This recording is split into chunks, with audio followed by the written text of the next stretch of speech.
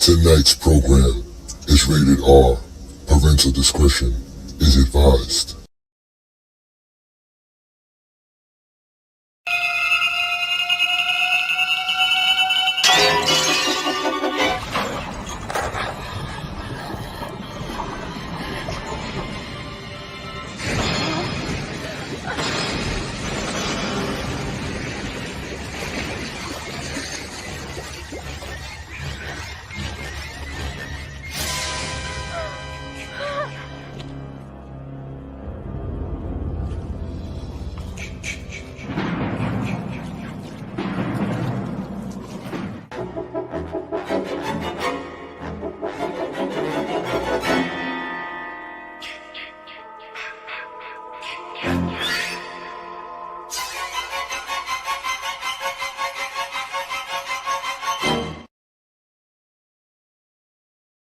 Three-point game. Dallas out of timeouts.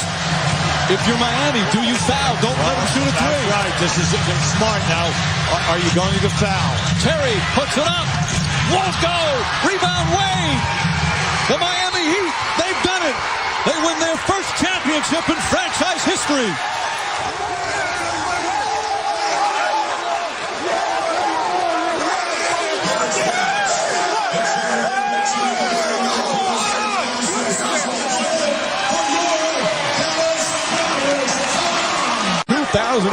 NBA championships, champions, and they do it on the road. What an impressive performance here in Game 6, Hubie. Well, what happens? Look how this opens up. He gets a great look at the basket. Welcome to GOAT James Kingdom. Welcome. I am Ajani the Exposer, and y'all have now been exposed by the Exposer. I appreciate it.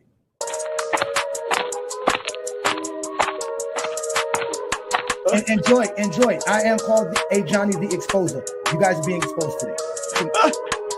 Your opinion, I guess. Move on from it. It was the 90s. That's it, bro. Move on from that. You don't know history. You don't know basketball. You just told me I'm stupid. But look how stupid you look because you don't know all this basketball. You don't know history. You don't know jamming. You don't know schematics. You don't know coaching. You don't know scouting. You don't know drafting. You don't know nothing from that Michael Jordan's great because the media said do that. So told you to say that. I know how this recorded, and you are officially being exposed by the Exposer, and you're going to sit there like a man and take this just like Buddy did 2 weeks ago. Let's get ready to rumble. Hey, get your numbers out. I had to get my numbers out. Peace and blessings, y'all. Welcome to another Friday night exposure with the Exposer. You guys know what I do. I come live every Friday night right here on the GOAT James Kingdom channel. So y'all hit that like button, hit that subscribe button if you're not already a subscriber to the channel. Also, check out the GOAT James Kingdom membership. Y'all know what it is. It's a special night. It's Friday night the 13th. Now, I'm not going to dress up as AJason, but we are in Camp Kingdom Lake. So thank you for joining me as we will have camp stories about your greatest or your most favorite NBA moments as an NBA fan. So as you can see, I just showed y'all one of my favorite moments as an NBA fan with my Miami Heat winning their first NBA championship in 2006. And that was a glorious moment for us down here in Miami. As we all know, the Heat was able to win their championship in a fantastic way with Dwayne Wade, Shaquille O'Neal, Pat Riley as the coach, a whole cast of great players. So that was one of the great moments for me. Also, if you got a chance to watch the trailer to the show, you guys were able to see Larry Johnson in the slam dunk contest, which I believe was in '92. And that's when I truly became an NBA fan as a child, where I fell in love with Larry Johnson in that slam dunk contest. And from there on out, I paid attention to the NBA. But ladies and gentlemen, thank you for joining me again. It is the Friday night exposure with the Exposer. We actually have a special guest, which I will be bringing up here shortly. And I want to have nothing but appreciation for this gentleman for taking his time out tonight to join me on a Friday night exposure. I'll bring him up shortly, and anybody else who wants to join me so that we can have a great conversation about basketball and why you love the game of basketball, because that's what we do here in GOAT James Kingdom. So again, hit that like button, hit that subscribe button. Don't be afraid to become a member of the channel. And again, ladies and gentlemen, I'm Ajani the Exposer. We are here for the Friday night exposure. So let's get right to it, ladies and gentlemen. You know who I am. You know what I like to do. I like to talk the game of basketball. And I have moments where I just Like it just hits me. Like I just remember. You know what I'm saying? Like I said, I remember the slam dunk contest with Larry Johnson. That was a big thing for me. I really was like, wow, this is what basketball is about. This is what it is. Back then, dunking was a big thing.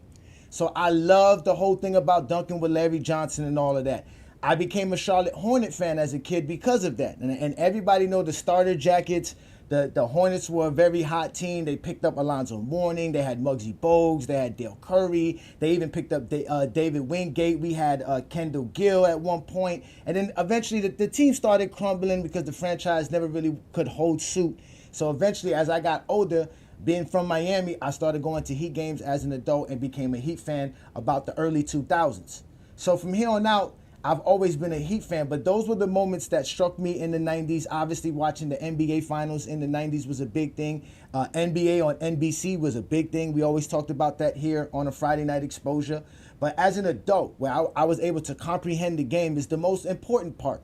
And one of the most important moments for me down here in Miami was when we got Shaquille O'Neal after he left the Lakers and we traded for him, and he came down here and gave us this big, parade about how we gonna win a championship and this, that, and the third. And Shaq came motivated, and Pat Riley had to come down, bring a bunch of players to help them win a championship, and that's how we got the 2006 championship, which is, again, I was at the parade. So I got a chance to see all of that. That is my moments, and that's what tonight's show is about. It's about you as an NBA fan and those moments that made you be proud of whatever team you root for, whatever player you root for, and why you sit here and watch the game night in and night out.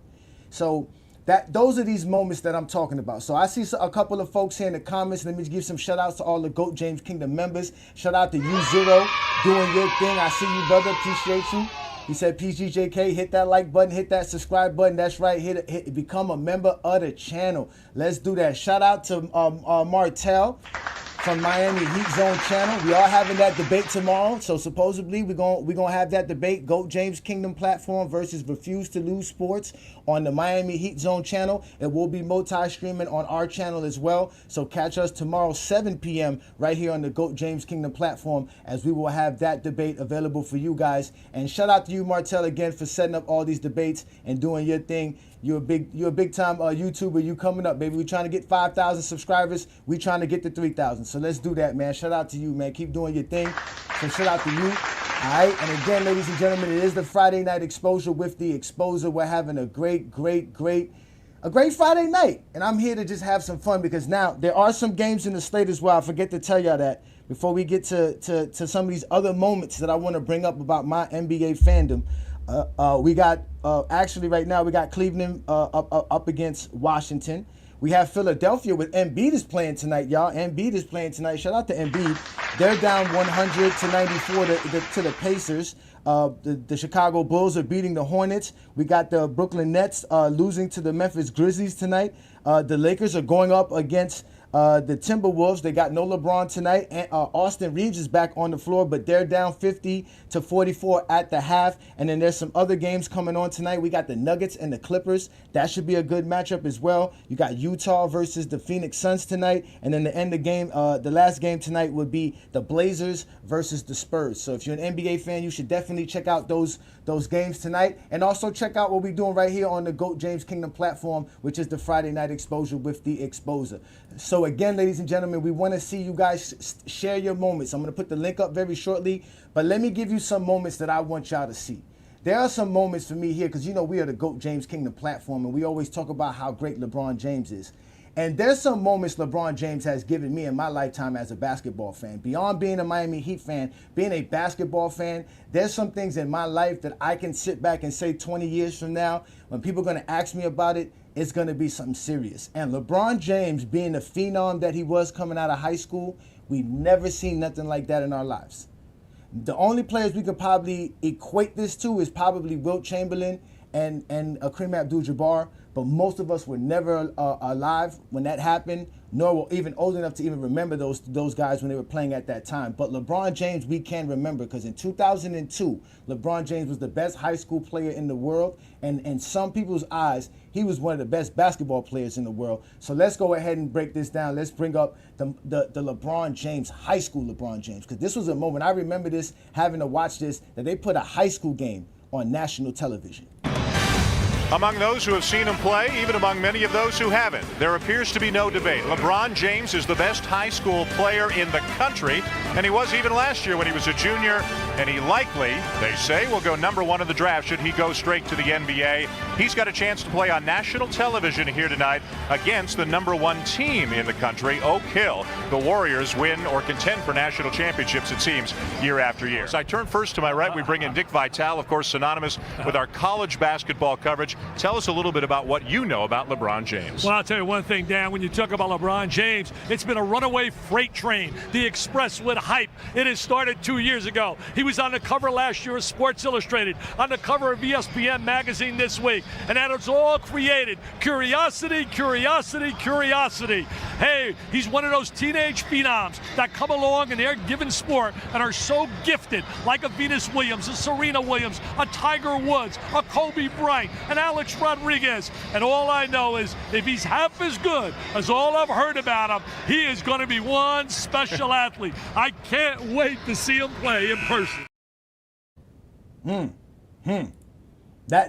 know Dick Vitale is one of the best at it. So he's talking about LeBron James' hype and all of the things that people have been saying about LeBron James. So let's watch a few clips of what he was doing in that particular game, and let's see here if it matches what they talk about. Because remember, they were saying he had the passing vision and the ball court skill of a Magic, but with the athleticism of a Michael Jordan.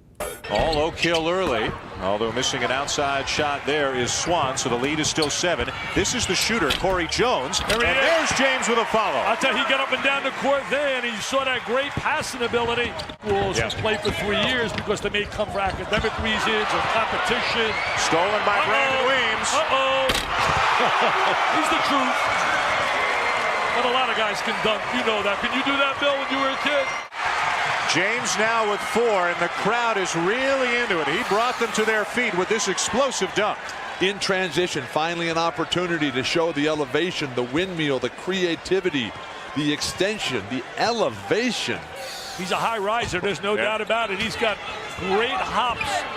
I talked to a lot of people, including this morning, Mike Fratello called me, the former Cavs coach, and I'm telling you, everybody I spoke to, Bill, you saw that pass, the instincts. That's what we have to talk about. They absolutely raved about his instincts and passing ability, and we're not saying he's Magic Johnson, and we're not saying he's Michael Jordan, but that's the kind of descriptions I was receiving. Magic Johnson passing ability as a youngster.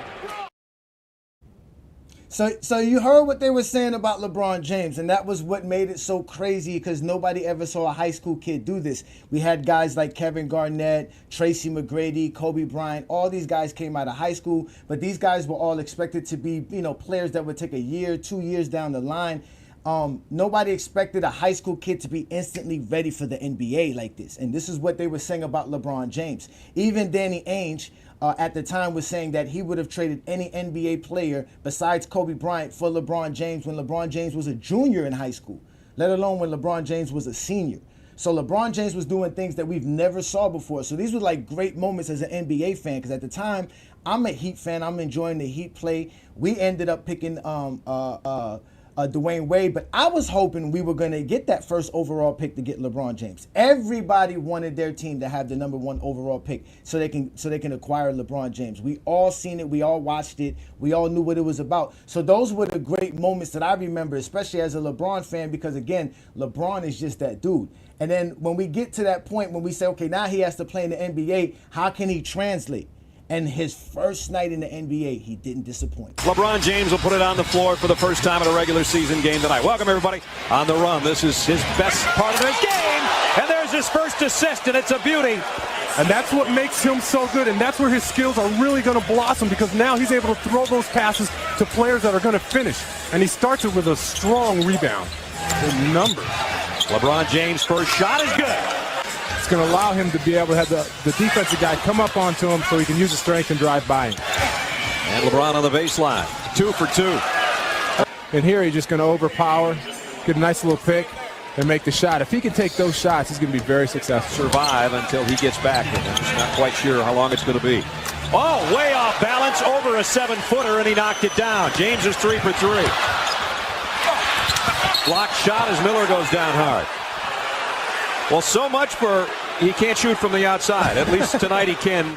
LeBron coming the other way off the glass, and he's 4 for 5. Yeah, see, he doesn't need his jumper there when he can float through the lane. 41-19. Bibby trying to dish to Divac. Thought he wasn't ready, and LeBron James brings it down 3-on-2. There's the dish to Boozer. So as y'all can see, man, LeBron James came into the NBA rolling, just jumping off. Like I always tell people, they kicked him right off the cliff, and it was fly, pelican, fly. So he was a hype from the beginning. But ladies and gentlemen, I do have a special guest in the building. Shout out to Skap Attack. Now, Skap Attack is somebody that is very popular on social media and obviously on YouTube. You guys should know what his channel is. Check out his channel. It is Skap Attack. But I'll let him introduce himself. Welcome to the GOAT James Kingdom platform. I'm Ajani, the Exposer. It is the Friday Night Exposer. Go ahead, Skap Attack. Plug in your channel and introduce yourself, sir. Hey, Johnny, what's up? Thank you so much for having me. Pleasure to be here to finally get on here. I think it's T-Perfect has been getting at me for a while to get on here. So hopefully I can make it on a Sunday at some point with your full panel, but it's a pleasure to at least get on here with you at some point. Happy to be on Friday night with you. Appreciate it. No, thank you. Thank you for joining me. As you can see, we're just another channel trying to grow our content and what we do here. Obviously, you've been doing this for a while. You're known as supposedly an anti-LeBron guy. Am I correct? Yeah, that's fair. That's a fair depiction of me. I'm a Kobe guy. I guess I was a Jordan guy first, and then became a Kobe guy. Primarily, I would present myself as a Kobe guy, but I don't know if we're approximately the same age. But I grew up, like, I was young when Jordan was trailing out. Like he was in his last stands with the Bulls when I was in like grade school. So I was a big Jordan guy. I was at Jordan's last game ever. We're talking about favorite moments. We can get into some of my favorite moments if you want. But I was at Jordan. I was at Jordan's last game, but I was searching when Jordan retired. The first swing. I was looking for someone else to replace him. Basically, he came back, of course, did the second three-peat. But at that point, Kobe, when he was drafted, I saw Kobe play in high school. I actually saw LeBron play in high school as well. But when I saw Kobe play in high school, I was like, yo, this is the dude. This is the next guy. So I basically attached myself to Kobe when he was still in high school and decided wherever he went, that would become my team. That would become my player. And through thick and thin, through 20 years of his career, I've watched every game Kobe Bryant's ever played, regular season or playoffs. I was actually at his last game as well. So I'm a big Kobe guy, and by extension, basically I can't be a LeBron guy. You probably know what I'm talking about because you, as a LeBron guy, cannot be a Kobe guy. False, not really. I defend Kobe a lot. I do defend Kobe a lot, but I'm not a Kobe fan. I can honestly tell you, I was a Kobe hater for a very long time, but I've turned coat. Continue though. Go ahead. I'm listening. So, to me, the whole it really originated the Kobe LeBron descent, if you will, and rift for me, and I think for maybe many others that are Kobe guys, started like in the 2009, 2010 stages where LeBron has already insinuated himself into the conversation of like, is LeBron potentially the best player in the NBA right now already at that point in his like, fifth, sixth year, seventh year, where Kobe was winning titles every year and coincidentally was just beating the teams that were ending LeBron's seasons those years. So I think that fundamentally annoyed me that somehow LeBron was hijacking this conversation where Kobe was, at the time, like 31, 32, winning his fourth, fifth championships. Like, I thought that was kind of just Kobe's time right there. And, kind of bought that just, it began there for me, to be honest with you. And then when it really solidified, and we can get into this if you want, where my disdain for LeBron really, really took off was after Kobe won those two and got to the fifth ring. LeBron that very next season, in that summer, basically, and Dwayne Wade is on record of saying this, by the way, that in that summer after Kobe won his 5th, Wade and LeBron got together, and that was the impetus of them joining up in Miami and recruiting Bosh, was that Kobe had won that 5 and that Kobe was dominating the league. And Wade was like, wait, I've only got one. We, as the Miami Heat, only got one. No. LeBron, what's up? What you thinking? Like, this is Wade. What I just detailed is Wade on the record saying that is the way that it went that summer. So LeBron essentially then goes and whatever you want to say, whatever the narrative is about super teams in the past and players before LeBron that had amazing supporting casts. Like Magic Johnson has, to me, the greatest supporting cast of any all-time great ever. So I'm not saying that LeBron didn't deserve more help, that he shouldn't have been able to get more help, and that leaving Cleveland wasn't even a good idea. I believe that he was absolutely justified in leaving Cleveland. But the way that they put that together in Miami, the fact that Dwayne Wade is top 2 in the top 2, top 3, like at that point in the NBA, it's Kobe, LeBron, Wade, period. Whatever you want, whatever metric you want to look at, BPM, VORP, whatever, win shares, whatever. Like Wade is in the mix at that point for a top 3 player in the NBA, and LeBron went there, and they got a 24-11 player in Chris Bosh to come in. So that's where it really began for me to just get. So yes, to answer your question, Johnny, in a long drawn out way. Yes, I'm characterized as a LeBron hater, as anti-LeBron, but I just wanted to give you the origin story of like where it began and why I have formulated those theories and ideologies surrounding LeBron. I heard everything you say, and I even heard the passion in where you delivered it. If I would have said those same things in the opposite manner, I would have been called all kind of emotional, can't talk the game of basketball, such and such. But we don't do that here in GOAT James Kingdom. As you can see, we let people speak. That is why Skap Attack is up here. He's here to give us his take. So I am listening very clearly. I understand that as a Kobe Bryant fan, so I'm glad that you clarified that, because again, there's a lot of rumors that you hear about people on the internet. I've seen a couple of your videos. I've seen you on Michael Jordan Fans Are the Worst page, having a few conversations. I think you was on there when Gilbert Arenas showed up as well, correct? That was my first day on there. Yeah.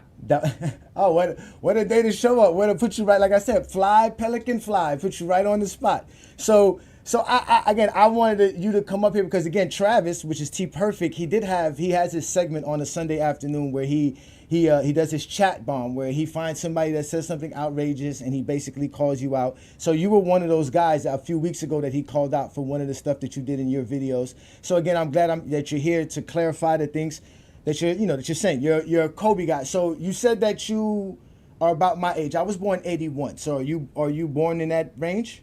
I'm a little bit younger than you, but not by much. Okay, not by much. Okay, so I got this. So this is my famous question for you. Are you a before crack baby or an after crack baby? So if you're a before crack baby, that's before 1985. After crack, that's after 1985. Which one are you, a before crack baby or an after crack baby? Before. Before. Okay, so all right. So you did get a chance to see a good portion of Jordan's career at least a memorable stage of your life. You were still a child like me, because I was, like I said, when Jordan won his first championship, I was 10 years old. Right? What do I know about basketball? None of us is going to sit here and let a 10-year-old come up here and explain to us what they watched in the game of basketball, right? So we didn't watch Jordan's career. I understand your Kobe love, because Kobe's actually the only way you can attach yourself to Michael Jordan, because you really never saw Michael Jordan, correct? Yeah, the way I talk about Jordan is such that I didn't even see the first three-peat. And okay. I started watching the NBA in 94. So like Hakeem, I love Hakeem. Hakeem was like kind of the first guy that I was introduced to at an NBA stage. So like when Jordan got back, I say I understand the resume. I can dissect the numbers. I can look into the analytics, whatever. I can accept that Jordan is probably the greatest player ever, but he's not the greatest player my personal eyes have ever seen, right? Because I didn't really necessarily see him, and I only saw the second three-peat. So if we're being honest, look, I have Jordan above Kobe in my overall ranking and hierarchy, but prime Kobe to me is better than the second three-peat Jordan. in my estimation. So like by my own eye test, yes, Jordan is not the greatest player I've ever seen. I understand the totality of what he did, and that's why I have him in the spot that I do. All right. So I'm not going to throw too many questions your way because I want you to answer each one. But I want to start with this. Because I've always want to know this about Kobe Bryant fans. Why can't you put Kobe Bryant in front of Michael Jordan if you got Kobe Bryant ahead of everybody else? Because I'm quite sure you have Jordan first, Kobe second, correct? Yeah, I would say I teeter back and forth with Kareem, but yeah, I would say I would say Kobe. Okay, so with all that being said, for you to be able to place Kobe Bryant as the second greatest player of all time, you're not using anything analytically, nothing logical, nothing that we can determine tangibly. You're going based off of your quote-unquote eye test, your subjectivity. So if that's the case, why does it stop with Michael Jordan? Why can't Kobe Bryant be better than Michael Jordan? Since you made Kobe Bryant better than everybody else in NBA history, no matter what it is, they are better than Kobe Bryant at. I think the reason why I have Jordan and Kobe so high, and Hakeem as well, by the way, and Duncan. No, not high. I want to know why you can't put him over Jordan. So everybody has their own criteria for how they rank things and why they have players certain areas in their own hierarchy. I mean, there's really no right or wrong. It's really opinion and why and what is. Like, what do you hold by the eye of the beholder? Like, what do the individual person ranking value? So, like, I really like full court players. Like, I like dudes that played at high levels for substantial periods of time for their entire NBA life. Okay? So, look, Kareem, Duncan, Kobe are the only three players ever to make at least 10 All-NBA selections and 10 All-NBA defensive selections. So I rank all three of those players very highly. Hakeem and Jordan are MVPs and Defensive Player of the Years. So, like, I hold those guys very highly. Secondarily, cats that won difficult-ass championships, okay? I value those people. Kobe Bryant, to me, and Hakeem Olajuwon have the two singular greatest runs, extended runs. I'm not putting 1 year flukes. I'm not putting Dirk Nowitzki because he only won one. Kobe won back-to-back. Hakeem won back-to-back with a lot less than many other all-time great players have deployed to win every single title they ever had. Kobe Bryant is the only player ever who has defended a title without another singular top 75 player. No one else has ever done it. No one you can ever go ahead and think of every single player that has existed in pre and post modern era. No player in league history has won consecutive titles without another top 75 player. Kobe did that in a Western Conference where he's playing he's 50 win teams in the 8th seed, the 1-8 seed. In addition to that, he was again an elite, high-level performer on both ends of the ball for over a decade. Kobe led a decade in scoring points and scoring average, okay?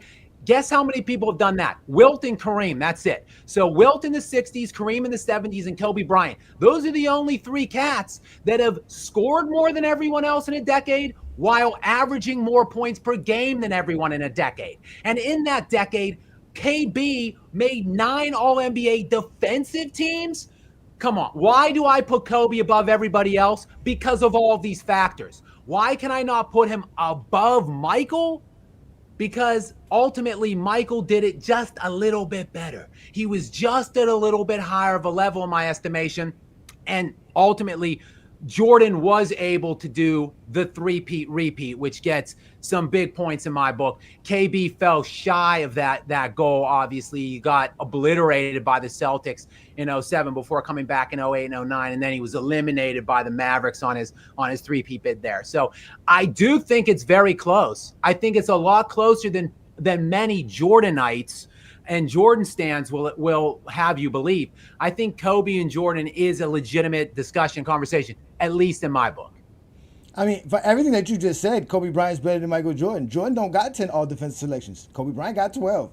He don't have 15 all NBAs. Kobe Bryant got all of that. Kobe Bryant won, like you said, in a tougher era. Jordan won kind of, like you said, Jordan had a top 75 player on every championship. In fact, Michael Jordan never won a championship without 3 top 10 picks on his roster with him. So, I mean, at the end of the day, the way you just described Kobe Bryant, I just don't see why none of you Kobe Bryant fans have the gall to just say, hey, you know what? He's better than Mike. And any zesty Jeffrey want to test me, come bring it up. Because everything you just said right now also makes him better than Michael Jordan. I don't see how Michael Jordan can be better than Kobe Bryant with the way you just eloquently expressed how Kobe Bryant was a great basketball player.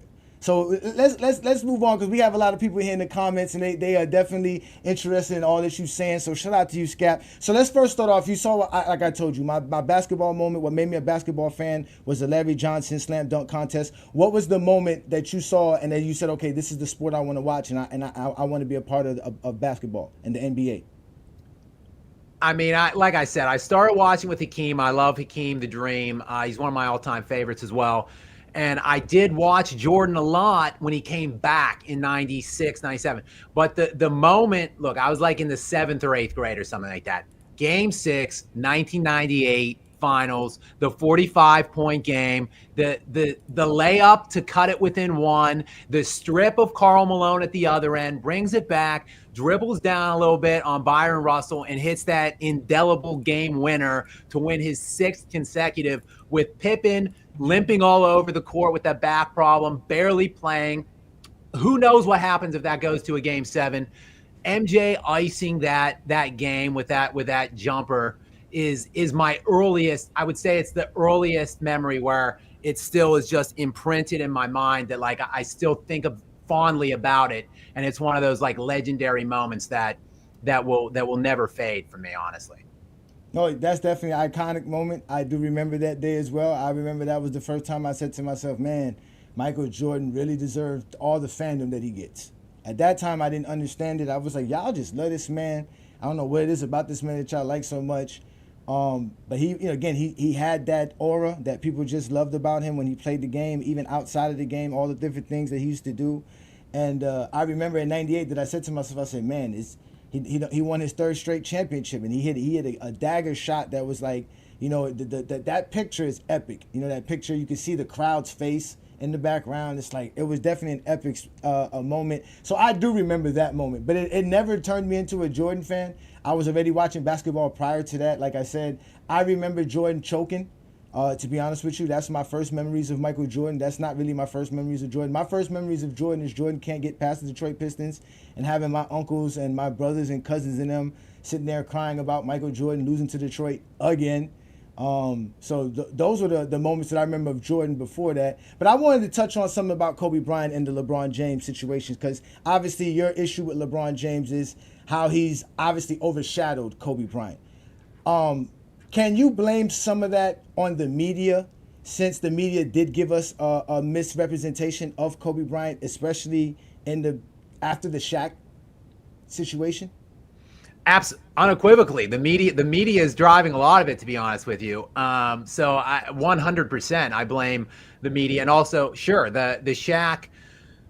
Kobe came out looking like the villain in that. He looked like this selfish ball hog, stat first guy that didn't want to share the team anymore with Shaq, didn't want to cede any more shot attempts per game, wanted to just lead the league in scoring. So, it probably cost, in my opinion, look, we've come a long way by the voters. Like, they gave Russell Westbrook an MVP when he averaged a triple-double, and he was, I believe, the 6th or 7th seed that year. Jokic is going to win an MVP again this year, and he's probably going to be a 6th or 7th seed.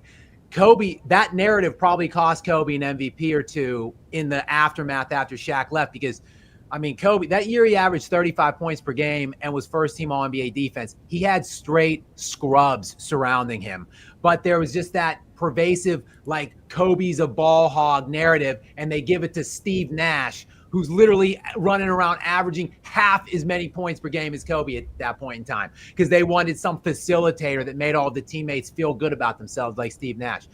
And I think, to just piggyback more on the media narrative thing, they really have done a lot. Look, LeBron, I do say a lot of negative things about him, but the elite level that he has been able to maintain for 20 years is absolutely unbelievable. So he deserves a lot of the accolades and stuff that the media and a lot of the way that the media talks about him. He is deserving, but they also have helped in the creation of, the second in the GOAT rankings and all of that stuff. So I think, yes, they somewhat detracted Kobe and they somewhat hoisted LeBron. So the media, for sure. I mean, think about those damn puppets. I was just talking to you about that 2008, 2009 time where it really nestled in on me. Think about those goddamn puppets. Like, it started at such an early age where the media is trying to put him right up there with Kobe. Oh my God. Okay, but all right, let's start here. So since you admitted your anti-LeBronness, let me go ahead and just admit my anti-Kobe-ness. I was the big time Kobe hater. I hate what happened between him and Shaq. I felt that Kobe was selfish because that's the way the media portrayed it, right? The media portrayed it that Kobe Bryant was this young dude that didn't get along with the guys in the Laker organization. He did. Phil Jackson wrote a book and to talk bad about Kobe, saying Kobe was uncoachable and that it was really tough coaching Kobe, and Kobe basically was I don't know if he was isolating himself in general, but somehow isolated himself from his own teammates and his own aura. I mean, again, I guess his own genre, because again, he did come into an era where it was the late 90s. So he was still having to deal with those oligarchs of the NBA fraternity of how you do things. And Kobe was trying to do things differently. Kobe was being Kobe. Nobody was understanding Kobe. And that's where I say the media misrepresented Kobe, because at the end of the day, Kobe, we were supposed to know that Kobe was in the gym 24/7. And that's why he didn't like what Shaq was doing. Not the fact that he thought he was better than Shaq. He just felt that he outworked Shaq and that he worked and he earned the right to be the main guy because Shaq is taking summers off. Shaq is waiting till July and August to go get some surgery done when he could have got it done in June to be ready for the season. You see what I'm saying? We didn't hear those things about Kobe. Now, him missing out on the MVPs, I heard a lot of Kobe Bryant fans say that. I don't know what year Kobe could have won an MVP besides the year he did win an MVP. The year that he won, he scored 35. I don't even think they make the playoffs. Did they make the playoffs that year? They were the 7th seed that year, yeah. They won 45 games, 7th seed. Okay. And how many points did he average the year that they didn't make the playoffs, which was the 05 season? 32. Okay, so the next season he averages 35. He had back-to-back scoring title seasons. And okay, that sounds great. Again, Kobe, he has, like I said, he has 15 All-NBAs. He has 12 All-Defensive selections. He has, I think, 17 All-Stars. So he has an illustrious career. But during that span, around that same time, here comes a LeBron James. So while you are still being questioned to why you won 3 championships, because you was with Shaquille O'Neal, which wasn't the most dominant player in most people's eyes, and definitely people who never saw Wilt Chamberlain play will tell you Shaq is the most dominant player ever. So now you have Kobe Bryant in this era, and LeBron James did show up. And while Kobe's choking in 2007 and coughing up 3-1 leads versus that same Nash that you want to disrespect, at the end of the day, Kobe wasn't a leader enough to help his team get past that. He couldn't understand how to play team basketball still to that point. They had to bring back Phil Jackson. They had to bring back Tex Winters. They had to bring back the triangle offense so that Kobe can and they actually had to bring back other players as well. And the reason they did all of that was because of LeBron James. And I'm going to give you a good example of it. The reason all of that happened was because of this one particular game and this one moment that changed everything. This is another moment of mine that made me say this is the NBA, this is the future of the NBA. And this is when LeBron James scored 25 straight points in a fourth quarter overtime to help get his Cavaliers over the hump, over the Detroit Pistons. But let me just play you a couple of clips so that you can see why Kobe Bryant was being bypassed. It wasn't because LeBron James just got some favoritism. It was because LeBron James was out here doing things that even Kobe Bryant wasn't doing. 10 unanswered for the Pistons. 8 of the 10 scored by Hamilton. James to the crossover. It counts, and the foul. What a move by LeBron James. Went with Eric Stowe to come into the game for defensive purposes, which slid Pavlovich over to Hamilton. I think he felt he had to get size on it. Oh, LeBron James drills it from downtown to bring the Cavaliers within 1. Another opportunity for the Cavaliers to take the lead. They're down by 1. Axial defending on James. LeBron with the step back stuffs. Lindsey Hunter in the ball game to guard LeBron James. Down to 15 seconds. Down to 10. James with the step. And the game is tied at 91 with 9.5 to go in the fourth quarter, and the Pistons take a timeout. So that was LeBron James facing a really good team. And it didn't end there. I got to let you see more of this because you guys got to remember this, because a lot of stuff that we be talking about, we don't like to remember. We like to act like we never seen this. And I know you watched this as a basketball fan, especially watching Kobe. You were paying attention to this. That was LeBron James getting his team into overtime. Then he didn't stop. When he got into overtime, he continued. Now, mind you, this is LeBron James at 22 years old, 4 years out of high school. And this is what he's doing without, like you said, nothing. He doesn't have any kind of players, nothing. Mike's never done this. Kobe's never done this. We've never seen this from anybody, not even Kareem. Nobody's done this. This is like I said, this is the what? Define that. We haven't seen anyone else do what? As far as take their team this far. Somebody that can take their team and overachieve this much with that kind of a roster, with that kind of a situation. Let's watch the clip, and then I want to let you finish. Then I want to answer. Oh yeah, definitely. Yeah. Let's watch this. That's why. Because remember, the pressure's on him. He's out here. He's not even expected to win this. If he loses this, no one's gonna question him. Nobody's gonna say anything. But this is what he was doing because this is how good he is at the game of basketball. His actual natural basketball ability allows him to just do this. And at that age, he had the actual strength and the quickness and everything to go along with it. The NBA never saw anything like it. Never. We've never seen nothing like it.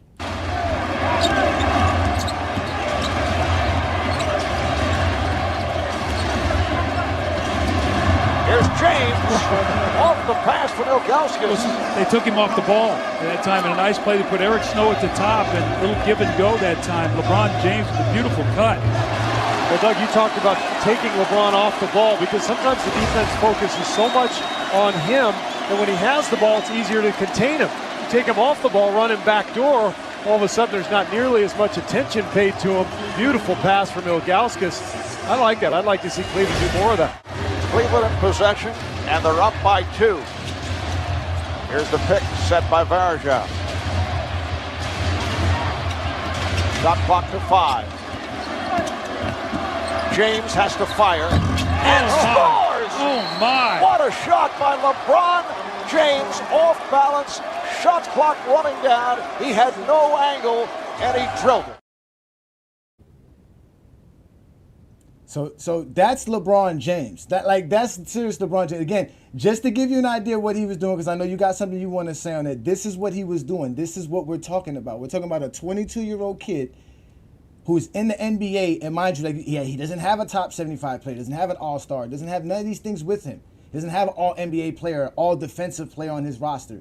It's just this young man right here just playing the game like he knows, and just setting up his team and helping his team win no matter what the situation is. Could help his team win no matter what, whether he has to put up 39 points in this type of a moment. And again, people who've seen basketball a lot have saw this at the time and was saying this. Damn!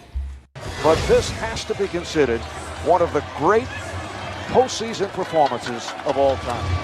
LeBron James. Yeah, pretty much just LeBron. That's why he's the GOAT! The GOAT! So those are the things that was happening around that same time while Kobe was, like you said, trying his best to get another championship with the Lakers organization. But this is what we were seeing. This is what we were watching. This was the ascension of LeBron James. After 2007, nothing in the NBA ever was the same. So that was from the year 2007. Yes. In that NBA season, I would welcome you to play this back and fact check me, or anyone that's watching to fact check me. In that NBA season, the Cleveland Cavaliers had a top 4 ranked net defense. They were right on par with the Detroit Pistons, who you featured in that clip. In that year, Ben Wallace wasn't with the Pistons anymore. Ben Wallace was in Chicago. So that wasn't the same Detroit Pistons team that we had seen the previous years. That's first. Secondly, the Cleveland Cavaliers that year had about an identical net differential to the Detroit Pistons that same season. They won about the same number of games. These were both 52, 53 win teams. That also was LeBron's first winning team he played in the playoffs at that point in the 2007 season. He played 2 41 teams to get into the Eastern Conference Finals. It was the Nets, I believe, and the Wizards. So he didn't even play a winning team with a 50-win team of his own and a top 4 rated net defense, plays an equivalent team to him in Detroit. Literally same wins, same net defensive rating. I believe their leading scorer that year was Rip Hamilton at 19 points per game. Anyway, kudos to LeBron for getting into the NBA Finals. When he got there in 2007, what happened? Let me tell you. He got to the San Antonio Spurs, where his 4th rated net defense on the year held the Spurs to 89 points per game in the series. The Spurs scored 89 points per game in the NBA Finals in 2007. What did that guy that you just showed and said, we've never seen anything like it before? You just said that. We've never seen anything like this in 2007 before. How about this? 22 points on 35% shooting for a 4-game sweep where his defense was giving up 89 points per game. How about that? The next year, when that garbage can of a roster that Kobe was on in 2007 and 2006, which, by the way, had no players that at any stage in their careers made a singular all-star. I'm not saying that year, bro. I'm not saying Kobe didn't have any all-stars that year. He had Smush Parker and Kwame Brown in his starting lineup. This man was playing with non-NBA players. Of the 9 principal rotational players that got more than 12 minutes a game on that Laker team, not a single one made an all-star ever for their entire careers. When they got him Pau Gasol, the next trade deadline, who at the time, Gasol was in his 7th NBA year, he had made 1 career all-star appearance. No All-NBA team selections ever. No All-NBA defensive team selections ever. No playoff appearances ever. They got Kobe that 1 serviceable All-Star. And guess what happened the very next season? They went to the finals, and guess who they played in the Western Conference Finals? Oh my goodness, that same Spurs team that just abused and obliterated LeBron the year before, held him to 22 on 35 per game in a 4-game sweep. And what did Kobe do in that series? Oh, gee, how about 29 per game on 55%? And what did that savior Pau Gasol do in that series? How about 13 per game? And Kobe beat him 4-1 and went into the NBA Finals. We've never seen, get out of here with this narrative. We've never seen anything like that 2007 LeBron James. We've never seen it. So he failed the next 2 years. He gets washed out as the number 1 seed in the league MVP, and he has to slither his way to Miami to join a top 3 player in the NBA. If we've never seen it before, and he's that ungodly, why does he have to team up with a guy who's a top 3 player in the world to win his first championship in like his 9th year? I give the floor back to you, sir. As you try to just dismiss greatness, as I knew you would do, that's a typical of you Kobe Bryant fans, because you can't appreciate greatness. You sat here and talked about how Kobe Bryant didn't have this, didn't have that. You're right. That's why Kobe Bryant went on national television in the 2007 offseason begging to be traded, and stated that he couldn't win with the Lakers because they didn't give him enough to win. So that means Kobe Bryant is not eligible enough to take his team anywhere unless he has players on his roster. As I stated before, the Cavaliers had none of this that you just said that Kobe Bryant didn't have, but was in the NBA Finals. When Kobe Bryant went to the against Spurs 2 series, losing teams. Oh wait, I let you speak. I didn't cut you off. Sit there and listen to me. Pay attention to what I'm telling you. I heard everything you said, so listen to what I'm telling you. The next year, Kobe Bryant added a Derek Fisher. They added a Trevor Ariza. They added a Pau Gasol to that roster. The Lakers didn't just sit there and have nobody to go up against the San Antonio Spurs, which also wasn't the same San Antonio Spurs from 2007, because they did lose some players as well from that San Antonio 2007 championship team.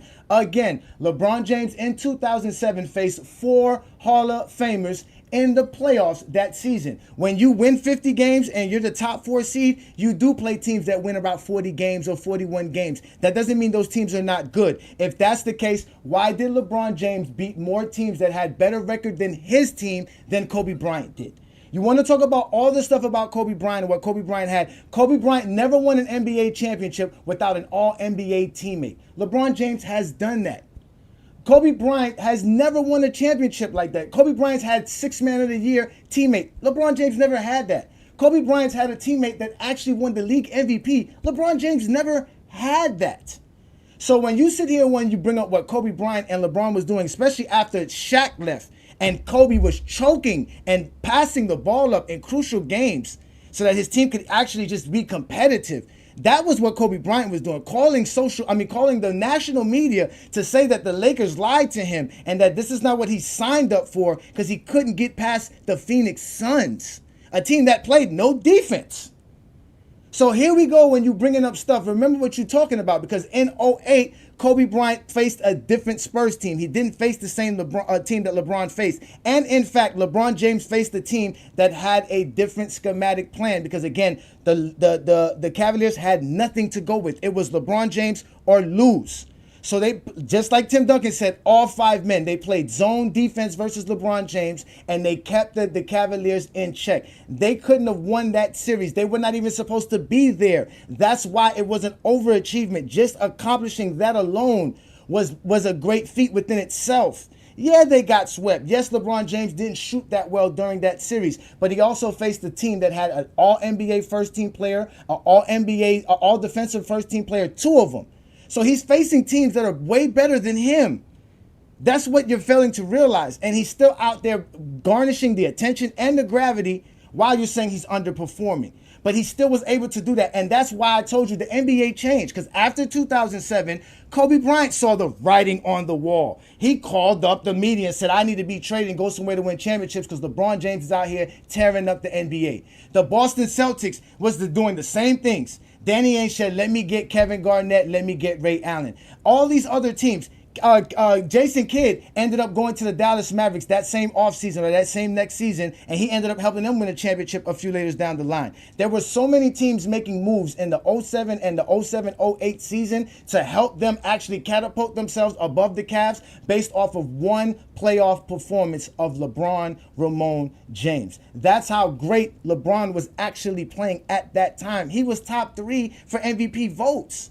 You've never seen a 22-year-old do that. That's what I'm talking about. You've never seen a guy in his 4th NBA season do that. You're talking about Kobe in his 10th NBA season compared to LeBron in his 4th NBA season. Derrick Rose won an MVP at 22, just saying. Again, you've never seen nobody do the things that LeBron James has been doing. Derrick Rose winning an MVP. How old was Derrick Rose when he won his MVP? Same age as Kareem. Kareem was 22 when he won his first MVP in 1971. You just said we've never seen that. So Kareem and Derrick Rose. Who said anything about MVP? You brought up MVPs. I didn't bring up MVPs. You just said he finished 3rd in MVP at 22. We've never seen anything like that. No, I'm saying that he finished. That's how great he was in general, or beyond all of that. That's how great he was on top of that. Did Derrick Rose take his team to the NBA Finals? No. He was playing against a team with 3 perennial Hall of Famers in Miami. He was playing, so that's what it was. So now he was playing against 3 perennial Hall of Famers. So when LeBron plays Hall of Famers, that don't matter. Even though LeBron has Hall of Famers. Who was the best? He has Hall of Famers when he plays Hall of Famers. Wait, who had the better record, the Chicago Bulls or the Miami Heat in 2011? The Bulls did. That's why he was so the why MVP. So why you not using the records like you were using for Kobe Bryant, all this other stuff? Why you want to switch it up now to Hall of Famers? Hang on. Because LeBron James has has a lot of faced inaccurate things I need to get to first. Hold on. What inaccurate things did I Let me know when stated? it's my turn. Let me know when it's my turn. No, it's your turn when you stop cutting me off and saying things that you don't even know what you're talking about. Because you brought up things about Kobe Bryant that are not truthful. Again, Kobe Bryant's never won a championship without an all-NBA player. Paul Gasol was Rookie of the Year. Paul Gasol was averaging 20 and 10 in Memphis. He was a legitimate player in Memphis. That's how come y'all traded for him to actually help Kobe Bryant. Kobe Bryant never won a championship without an all-NBA player. Can you tell me the championship that he won without an all-NBA player? I don't want to interrupt you. Let me know when I can talk. No, answer that question, then you can go. When did Kobe Bryant win an NBA championship? Answer the question, then you can go. When did Kobe Bryant win an NBA championship without an all-NBA teammate? Can I speak? Yes. When Pau Gasol got to the Lakers, my guy, he was a one-time All-Star with no All-NBA team selections ever. When Chris Bosh, hold up, Chris Bosh was at the same stage of his career when he joined up with LeBron in Miami. They were both seventh-year players. Chris Bosh went to 6 All-Star games in his first 7 years. He was third-team All-NBA. That became the third option on the Miami Heat. So basically, LeBron's third option to win titles was Kobe's second option. That's what we're talking about. And then what else? No. Lamar Odom played 13 years. He never made an All-Star team. He never made an All-NBA team. Derek Fisher, you brought his name up, 20 years. You want to know what his only accolade is in 20 years? Derek Fisher. Sorry. Derek Fisher's only accolade in 20 years. Please get on your computer, your phone, check it. He finished 6th man of the year, 8th. He was 8th in 6th man of the year 1 year. That is the only accolade Derek Fisher ever had. These are the names you're bringing up to me. Trevor Ariza, how many All-Stars he have? How many All-NBA teams does he have? LeBron James had 2 perennial All-Stars who also both make All-NBA teams in all of his rings except for the LA ring. False. That's false. Chris Bosh never made an All-NBA team. He did. I just said he did in his first 7 years. No, he didn't. Chris Bosh made 1 All-NBA team. He's never made an All-NBA team after. That's it. He's never made an All-NBA team. That's All-NBA. No, that's more than Trevor Ariza. Was he on LeBron's team when he did that? No, he never did that while he was on LeBron's team. That's what you're bringing up, stuff that guys did while they were not playing with LeBron. I'm bringing up stuff while guys did while they were there with Kobe Bryant. You're bringing up Lamar Odom. Lamar Odom averaged a double-double.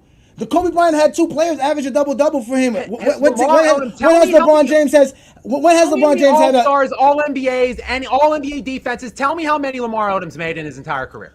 Kobe Bryant has had more teammates. Kobe Bryant has had more teammates who make All-NBA selections and All-Defensive selections than LeBron James has had for his career. That's facts. Okay. LeBron has won 4 rings with a complement of the same or False. more help. LeBron James has won an NBA championship without an All-NBA player, without an All-Defensive player, and without an All-Star. In fact, LeBron James has made 5 finals without an All-NBA player and without an All-Defensive player on his roster. He's done that before. Can you tell me this? And without an All-Star on top of that. Which year was it that he won a championship without an All-Star? Which year? Which one? 2016. I know which one.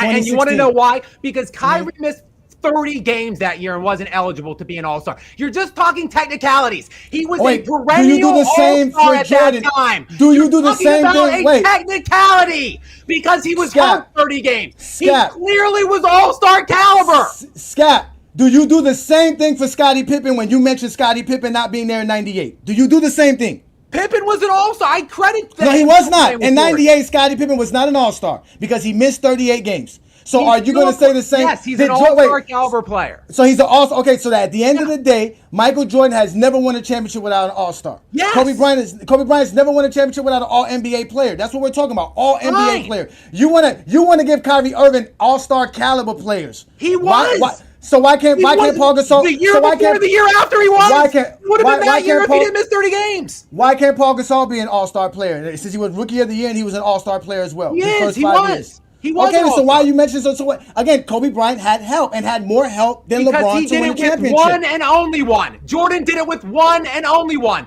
LeBron needed 2 to win 3 of his rings. Kobe didn't do it with more than just 1 and 1. Kobe didn't do it just 1 and 1. That's what I'm saying. LeBron beat the same teams that LeBron beat the same teams that Kobe beat when he had the 1 and 1 as well. When he had Dwayne Wade, he beat Boston. That's the point. When he had his All-NBA player. Bosh is not an All-NBA player. I'm saying All-Star caliber players.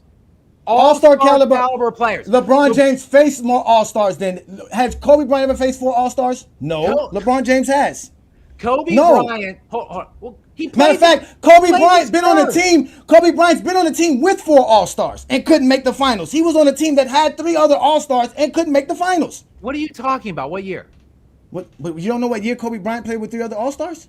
Yeah, what year? 1998. What are you talking about? You don't know this? Oh, so what, he's not supposed to. Oh, so that doesn't matter, right? Being an all-star doesn't matter then. He wasn't even a starter. He didn't even start. He was, but he was an all-star. So does being an all-star matter or not, sir? That you brought up all-star. I brought up all NBA. You keep bringing up all-stars when LeBron James is. LeBron James has faced teams with 4 all-stars on it, more than anybody else. LeBron James has faced teams with 3 all-NBA players. Jordan and Kobe's never faced that. Kobe, hold on. This is one thing that is an undeniable fact, which I heard you say that was incorrect before. No player, this isn't just specific to LeBron and Kobe discussions, by the way. This includes Michael Jordan. It includes whoever else you want to throw into it. No player ever in league history played more 50-win teams in the playoffs than Kobe Bryant, and no team ever in basketball history has beaten more 50-win opponents in playoff history than Kobe Bryant. And guess what, Ajani? It ain't close, brah. It's not close. Oh, I know it's not. Kobe I know far you're right. up. Okay, you're right. And guess what? Since you want to use 50-win teams to state that they're better than other teams, because if you didn't win 50 games, obviously you're not as good. Why did LeBron James beat more teams with a better record than his team than Kobe Bryant did? Because all those 50-win teams you're talking about Kobe beat, Kobe had a better record than. LeBron James were beating teams that had better record than him. So why did Kobe Bryant not beat enough higher seeds like LeBron did? LeBron James beat more higher seeds than anybody in NBA history. I think the better question is, how the hell did LeBron let Derrick Rose get the better record than him when he had Chris Bosh and Dwayne Wade in Miami? How did because that happen? Because he didn't have a complete roster. They didn't have a complete roster. They had a roster full of minimums. He had the 3rd best player in the world with a 20 and 10 perennial All-Star. That's not enough. That's still not enough. They had better roster. The Chicago Bulls had a better roster. The Boston Celtics had a better roster. The Los Angeles Lakers of 2011 had a better roster than the Miami Heat. Not even close. Yes, they did. You had the 6th man of the year. You had Kobe Bryant. You had an all-NBA player in Paul Gasol. You had Andrew Bynum getting double-doubles. You had a team. Kobe Bryant choked against a team just like LeBron did, if we want to go there. You're saying that he choked against Dallas. He got swept. Can you tell me what his supporting cast did against Dallas off the top of your head? I'm not going off supporting cast. None of that. I'm not going off supporting cast. Top of your head? Because you didn't tell me what LeBron's supporting cast did in 2007. So don't ask for Kobe's supporting cast. What they did I'm asking you what Kobe Bryant did. I'll tell you what they did in 2011 against Dallas. They did nothing. Dwayne Wade averaged 32 points per game on 50% shooting. Dwayne Wade averaged 26 points per game, sir, under 50% shooting. Stop it, sir. He averaged 26 points per game in that final series. Stop it, sir. You got to know your facts before you come on GOAT James Kingdom. That's not what he averaged. And at the end of the day, Kobe Bryant had the better roster and the better team and was the back-to-back champions and got swept. But it was on 55%. It was over 50. What was the percentage again? It was over 50. Dwayne Wade. Are you looking that up right now? 50, and he outscored Dirk Nowitzki. And Chris Bosh averaged 17 and 9 in that series. And that's enough to win. That's enough to win an NBA championship. Hold on.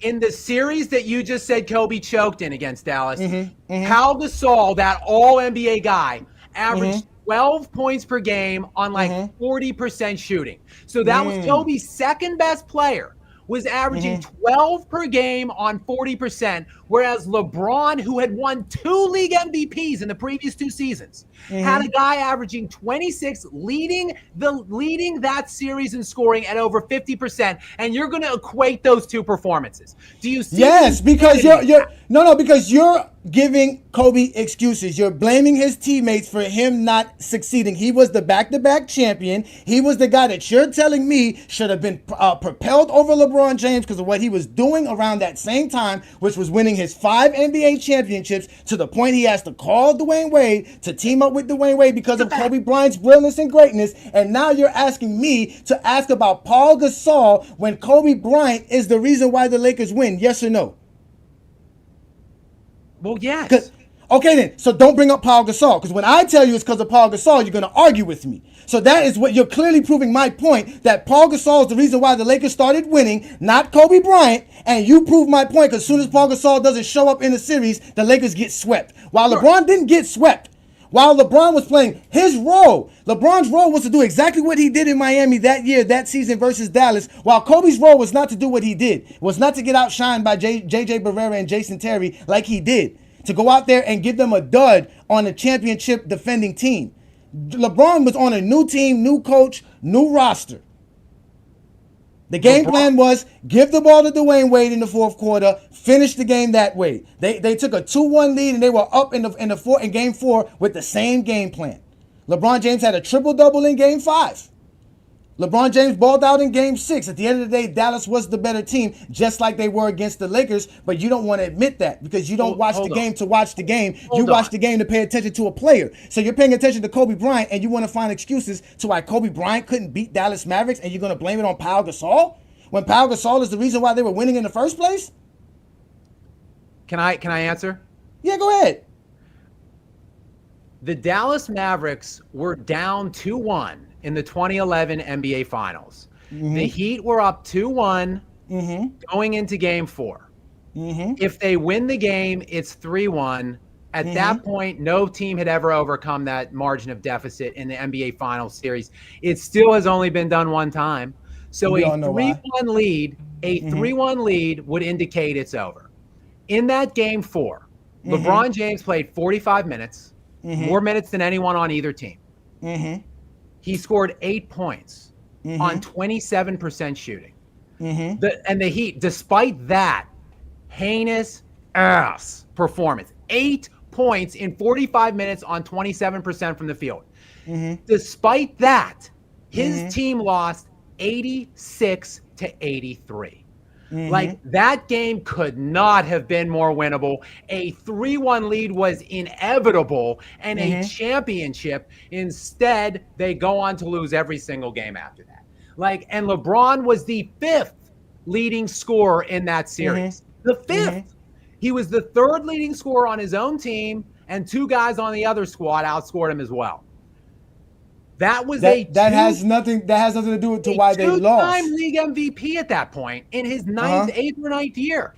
Okay, that had nothing to do with why they lost. Because again, they were up double digits in the fourth quarter with LeBron James playing the same exact way that you're talking about. Because the game plan was never for LeBron James to close out the series or close out the games. It was set up for Dwayne Wade. So when Dwayne Wade couldn't close out in game 4, like he didn't close out in game 2, which they would have actually swept Dallas if those 2 games did not get blown by the Miami Heat. But at the end of the day, the Dallas Mavericks figured out what they can do against the Miami Heat because they saw the limitations of the Heat, and the Heat played right into it because they didn't let LeBron James attack. They told LeBron James, be a ball facilitator, create our offense. Dwayne Wade will be the scorer for this series, which is something that they did throughout the season.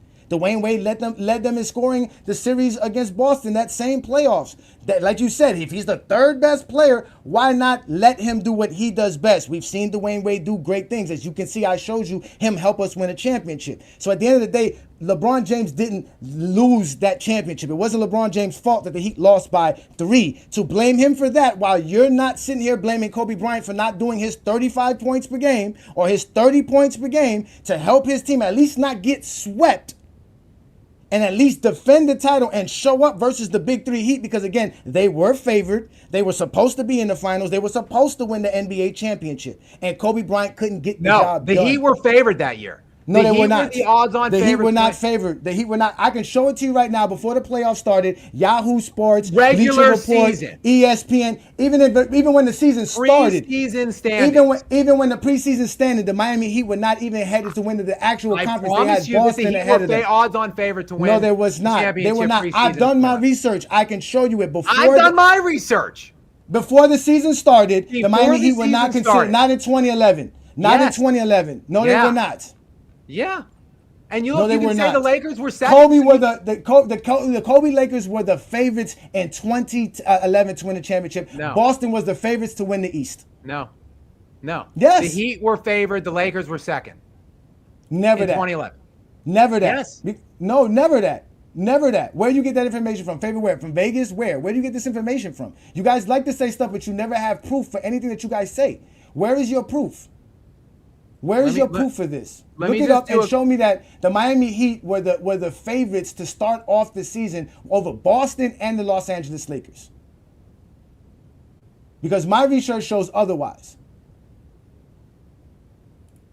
Because the odds and the favors are always something that Kobe Bryant fans want to bring up. Because I know for a fact, for those playoffs, Kobe Bryant and the Lakers, Yahoo Sports and everybody else had the Lakers as the favorites to make the NBA Finals. This is via the 2010-2011 NBA preseason odds on Basketball Reference. Okay, go to it. What does it say? The Miami Heat plus 175, Los Angeles Lakers plus 250. Those are the top two odds.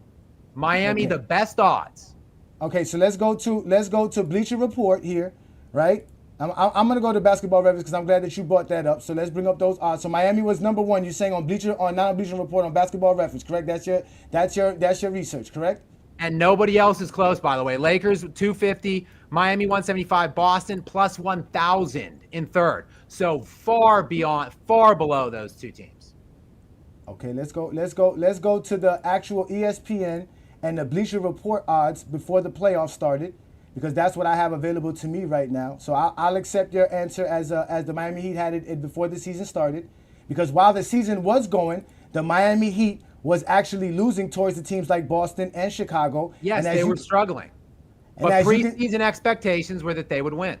Okay, here it is here. Bleacher Report here says NBA Finals has the Miami Heat and the Lakers playing in the finals, and they have the Los Angeles Lakers winning the NBA Finals. This is prior to the NBA Finals. Let me remove my banner so that we can see this a little bit clearer. Okay, so they got the Lakers winning there.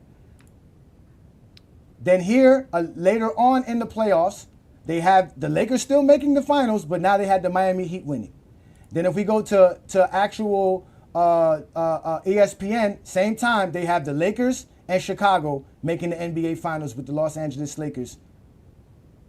They actually got they actually got Chicago winning this one. And then here we have also Sports Nation here said the Lakers are favorites to beat the Mavericks in the playoffs. As you can see, May 2nd, 2011. So by the time we got to the playoffs, the LeBron James Heat were not even supposed to make the NBA Finals. And they did make the NBA Finals because Chicago was better than them, and they were 1-7 versus Chicago and Boston, and under 500 versus every team that had a winning record that season. So the Miami Heat that season overachieved by making the NBA Finals, and although they didn't beat the Dallas Mavericks, they didn't get swept. And the next season, they ended up winning the NBA championship because they solidified the roster. They got better with a better roster. Mike Miller had played half the season in 2011. He didn't even play almost the whole season. He wasn't even in the rotation throughout the playoffs. They were playing guys like Carlos Arroyo and Mike Bibby and Joel Anthony in the playoffs. This is not a roster that you can say is a championship team. You're talking about Derek Fisher, Kobe Bryant, Trevor Ariza, or Lamar Odom coming off the bench, Paul Gasol, Andrew Bynum. This is a solid team with a solid coach. Back-to-back NBA championships. I don't want to interrupt you. No, go ahead, let me know when you're finished. No, I'm done. Okay, I don't want to interrupt you. Guys that never made a single All-Star team ever, guys that never made a single All-NBA team ever. Like, these are the guys that is a super team for Kobe. Yet, literally, in 2009, the year prior to them teaming up in Miami, Dwayne Wade was first team All-NBA, an All-Star, and finished fifth in MVP voting. If you go back the year before that, he was first team All-NBA, finished third in MVP voting. If you go 2 years before that, he won Finals MVP and was a champion.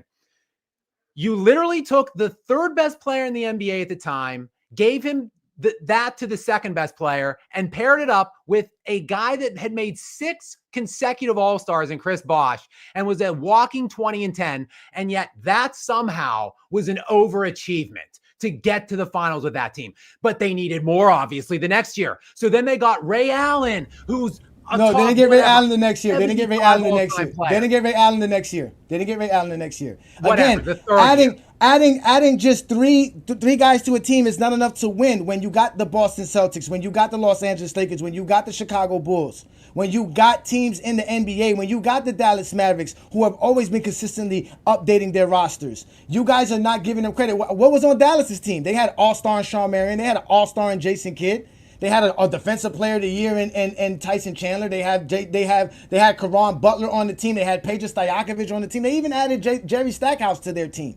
All these teams are adding teams, but LeBron James is supposed to stay in Cleveland and not play with Dwayne Wade because you think that that's somehow cheating because Dwayne Wade had 2 good seasons without LeBron James.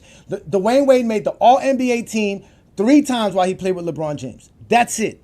LeBron James just this year got his 6th season with an All-NBA teammate. It took him 21 seasons to have 6 All-NBA teammates. Kobe had that his first 7 years in the NBA. Listen. Like, that's what you fail to realize. So when you're bringing up Kobe Bryant, because you're talking about 2011 as if that's just it, because you're going to use Kobe's 5 championships. At the end of the day, Paul Gasol is an All-NBA player. While you're saying all that, while Dwayne Wade's making All-NBA first team on the Heat, not as LeBron James' teammate, a guy that's making All-NBA is Kobe's teammate. And they're out here winning against teams that LeBron can't beat because LeBron James doesn't have an All-NBA teammate.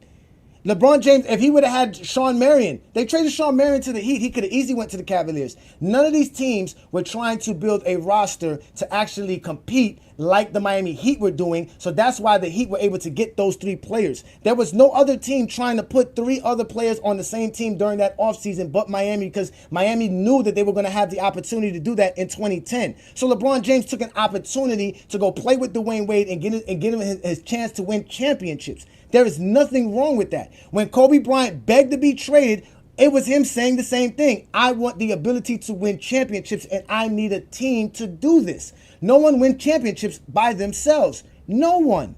Nobody wins championships by themselves.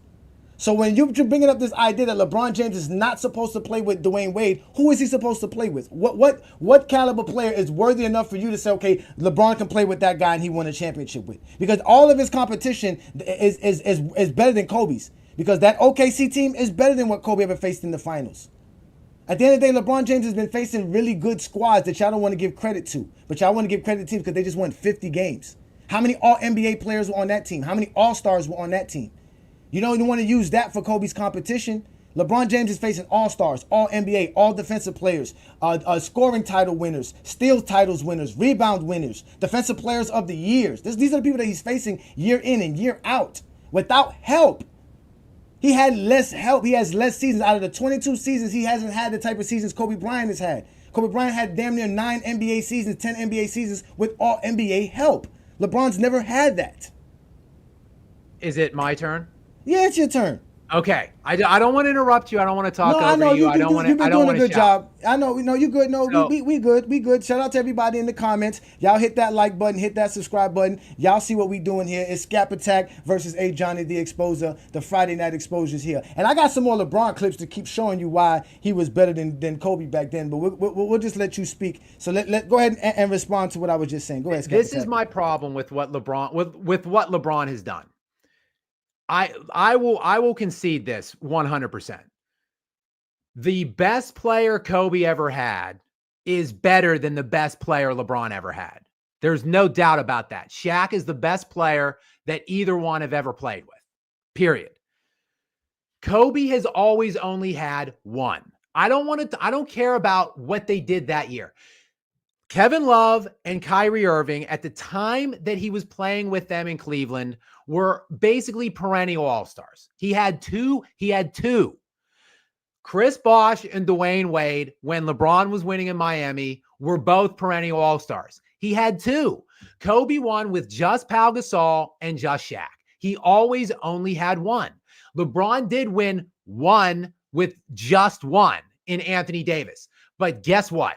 That 1 year by AD, look, you're going to laugh and mock and say, Shaq and AD, how can you even possibly compare that? The year of 2019-2020, when LeBron James and Anthony Davis won in the bubble together, Anthony Davis was first team All-NBA, first team All-NBA defense. He finished second in Defensive Player of the Year voting that year, and he was 6th in league MVP voting that year. So that was the one and only time that LeBron has won a championship without 2 perennial all-star caliber players, was with a top 5. And you can't say he wasn't. Anthony Davis was a top 5 player in 2019-2020. It's undeniable. First team All-NBA, first team All-NBA defense, second in All-NBA defensive award winner that year, 6th in MVP. He's a top 5 player. So the one and only time. So basically, that would be my criticisms head to head on the supporting cast that Kobe had, the supporting cast that LeBron had. Now, look, we don't have to make this all about Kobe versus LeBron. You've raised a lot of things in the Kobe versus LeBron section of our conversation. That, guess what? Michael Jordan checks those boxes against LeBron.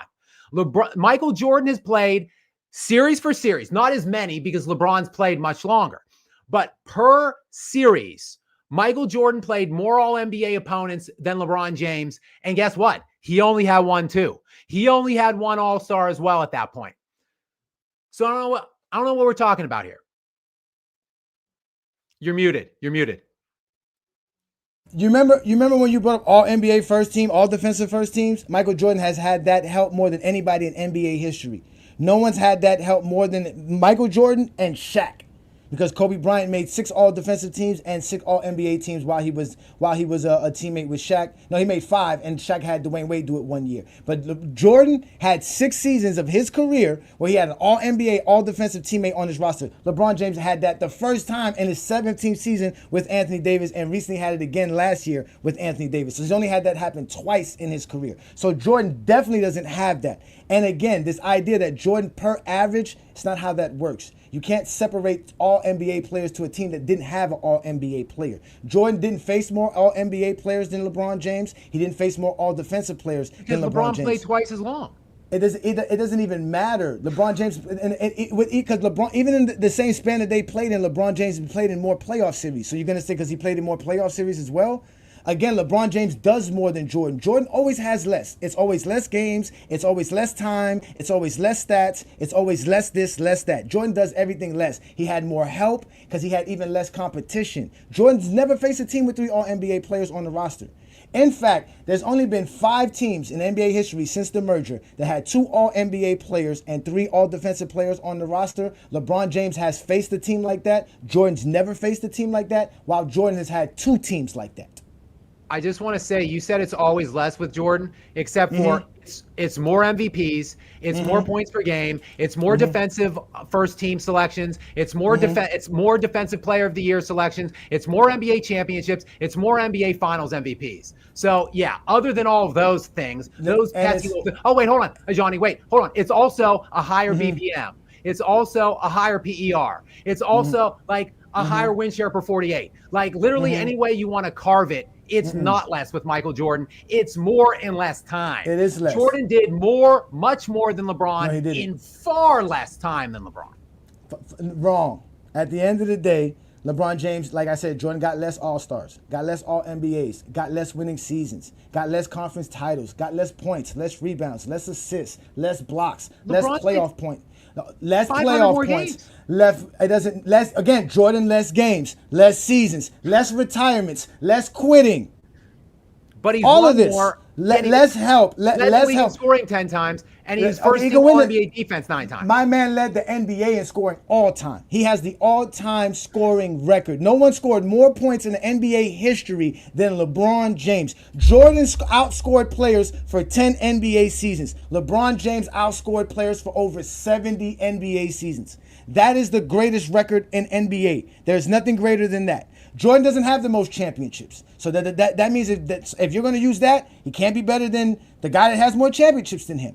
Because there's guys that have more championships than him and more MVPs than him, more All-NBAs than him, more All-Defensive selections than him. At the end of the day, LeBron James has a plethora of things that Jordan does not have.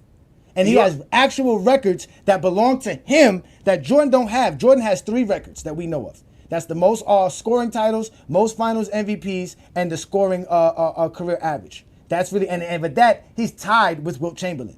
He doesn't even own that by himself. So Jordan doesn't have no true records of any kind, of anything. LeBron James has the most All-NBA first teams, the most All-NBAs, the most All-Stars, the most All-Star appearances, the most All-Star points, the most playoff points, the most playoff steals, the most playoff defensive rebounds. These are all records LeBron James has. The most seasons averaging over 25 points per game. The next guy is nowhere near him when we're talking about stuff like this.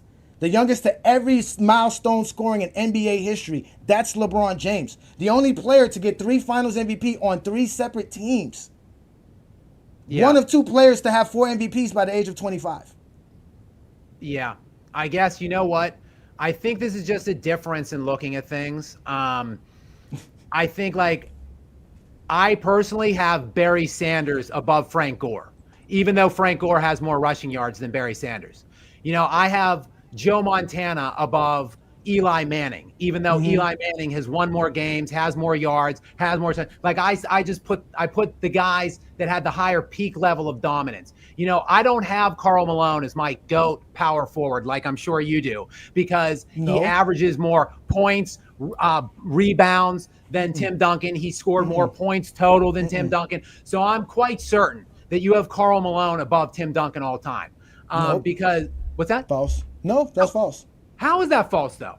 Because, again, I just gave you a whole resume. How is that false? So the fact that you have LeBron and his longevity counting stats above Michael Jordan. It's the same thing. No, it's not longevity stats. These are stats. It is. Jordan has longevity as well. His longevity is also less than LeBron's. Again, he's less at everything.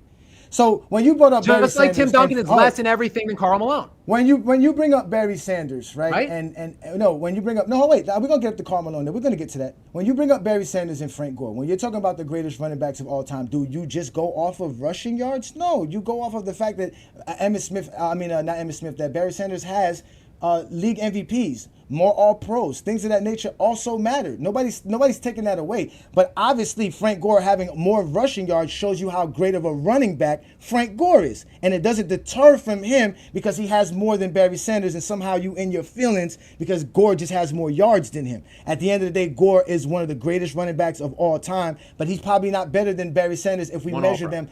If we measure them by everything that they do. LeBron James doesn't just have one All-Pro. LeBron James doesn't have no championships like Karl Malone.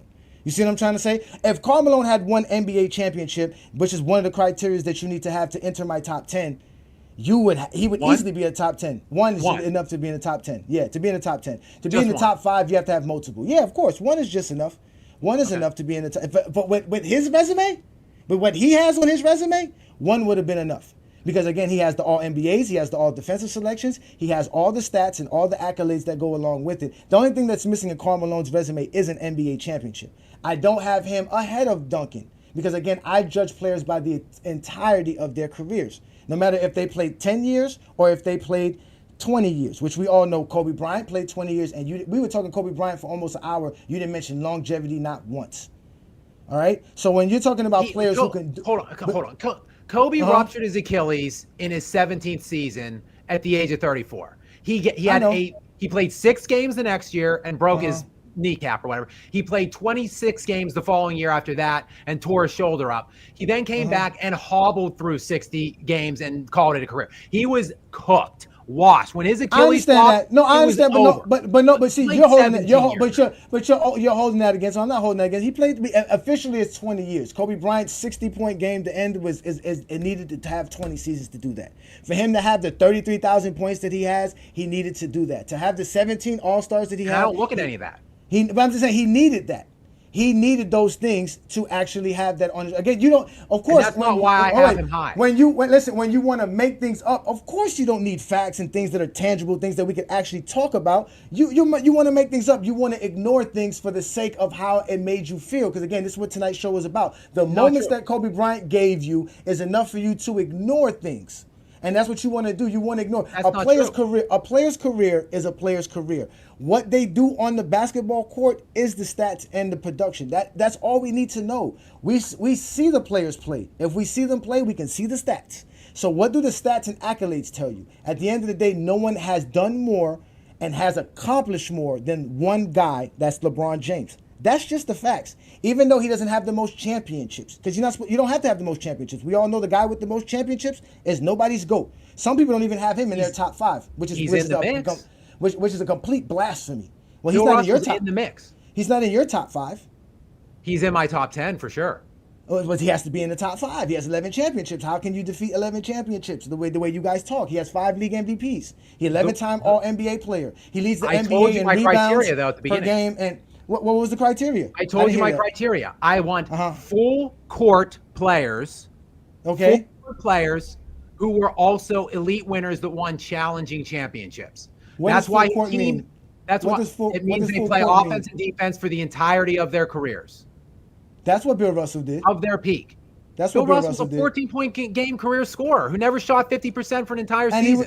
He was one of the best passers. He was one of the like the greatest seventh leading scorer on his team for some of those championships. I'm not taking away from he retired top 15 in scoring all time. I'm not taking away from him as a leader and a winner and an all-time probably the greatest defender ever. So he is in my list. He's in my sixth in my list. But those the other guys that are above him at 5 were Kobe Bryant. Why do I have him? It's not the way he made me feel. It's because I told you this at the beginning. He led a decade in points scored, in scoring average. He led an entire decade doing that while making 9 All-NBA defensive selections and playing in 7 finals and winning 5 of them. Nobody else has a peak like that. Nobody other than Jordan. That's it. That's why those are the 2 at the very top in my 1 and 2. The only 2 guys that singularly destroyed an entire era. For a decade is an era. For an entire decade. No, Kobe, because you're giving Kobe championships he had with Shaq. Like you're giving him Kobe championships he had with Shaq. Why wouldn't I? Huh? Because that's not dominating. Because Shaq was dominating that time. Kobe wasn't better than Shaq. Can I tell you what we're talking about with the Shaq Kobe thing? Let me just lay this out real quick. 5 years after their first final. So they won in 99-2000, right? 1999-2000, they won their first one. They played 4 more years after that. So 5 years of playoff runs, okay? In those 5 total years, they went to 4 finals and won 3. About 91 or 92 games of evidence in those 5 playoff runs, resulting in 4 finals appearances in the three-peat.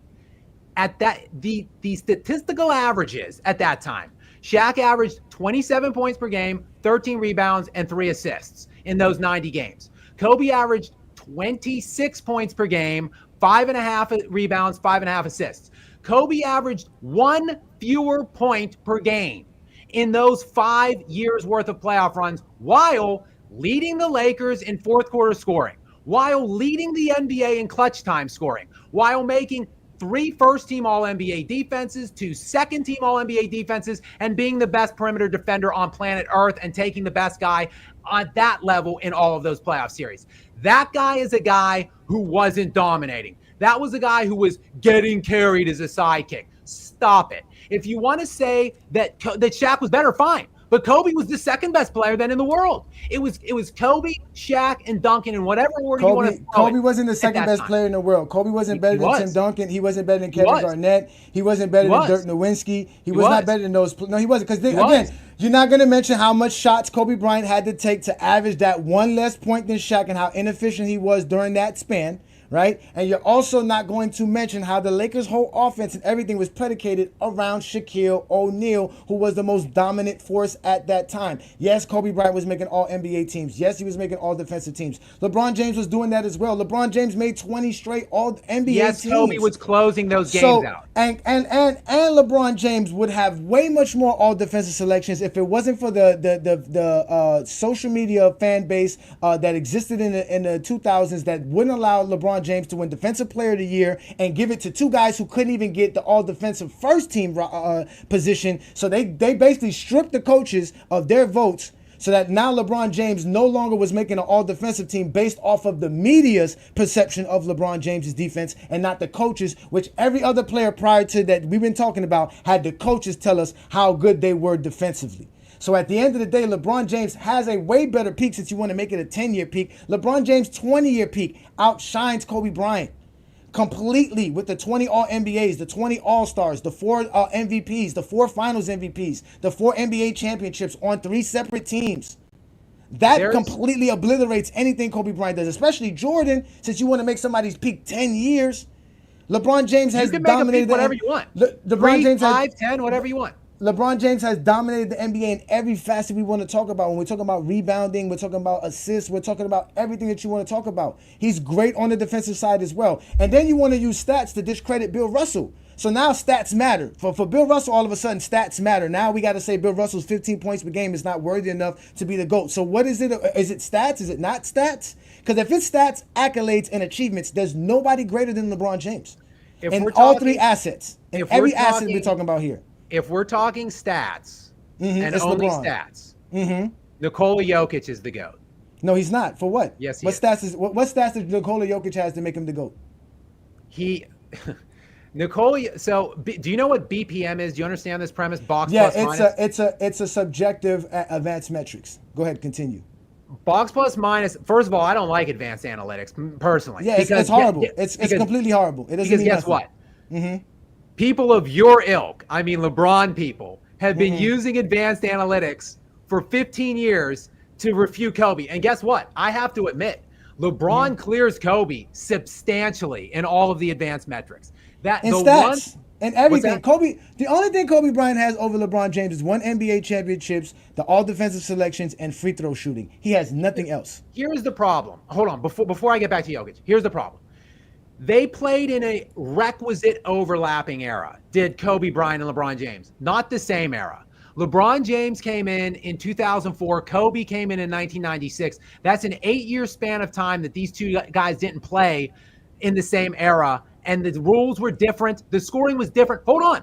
When Kobe came in the league, scoring was in the mid-90s. And he played in that the whole way.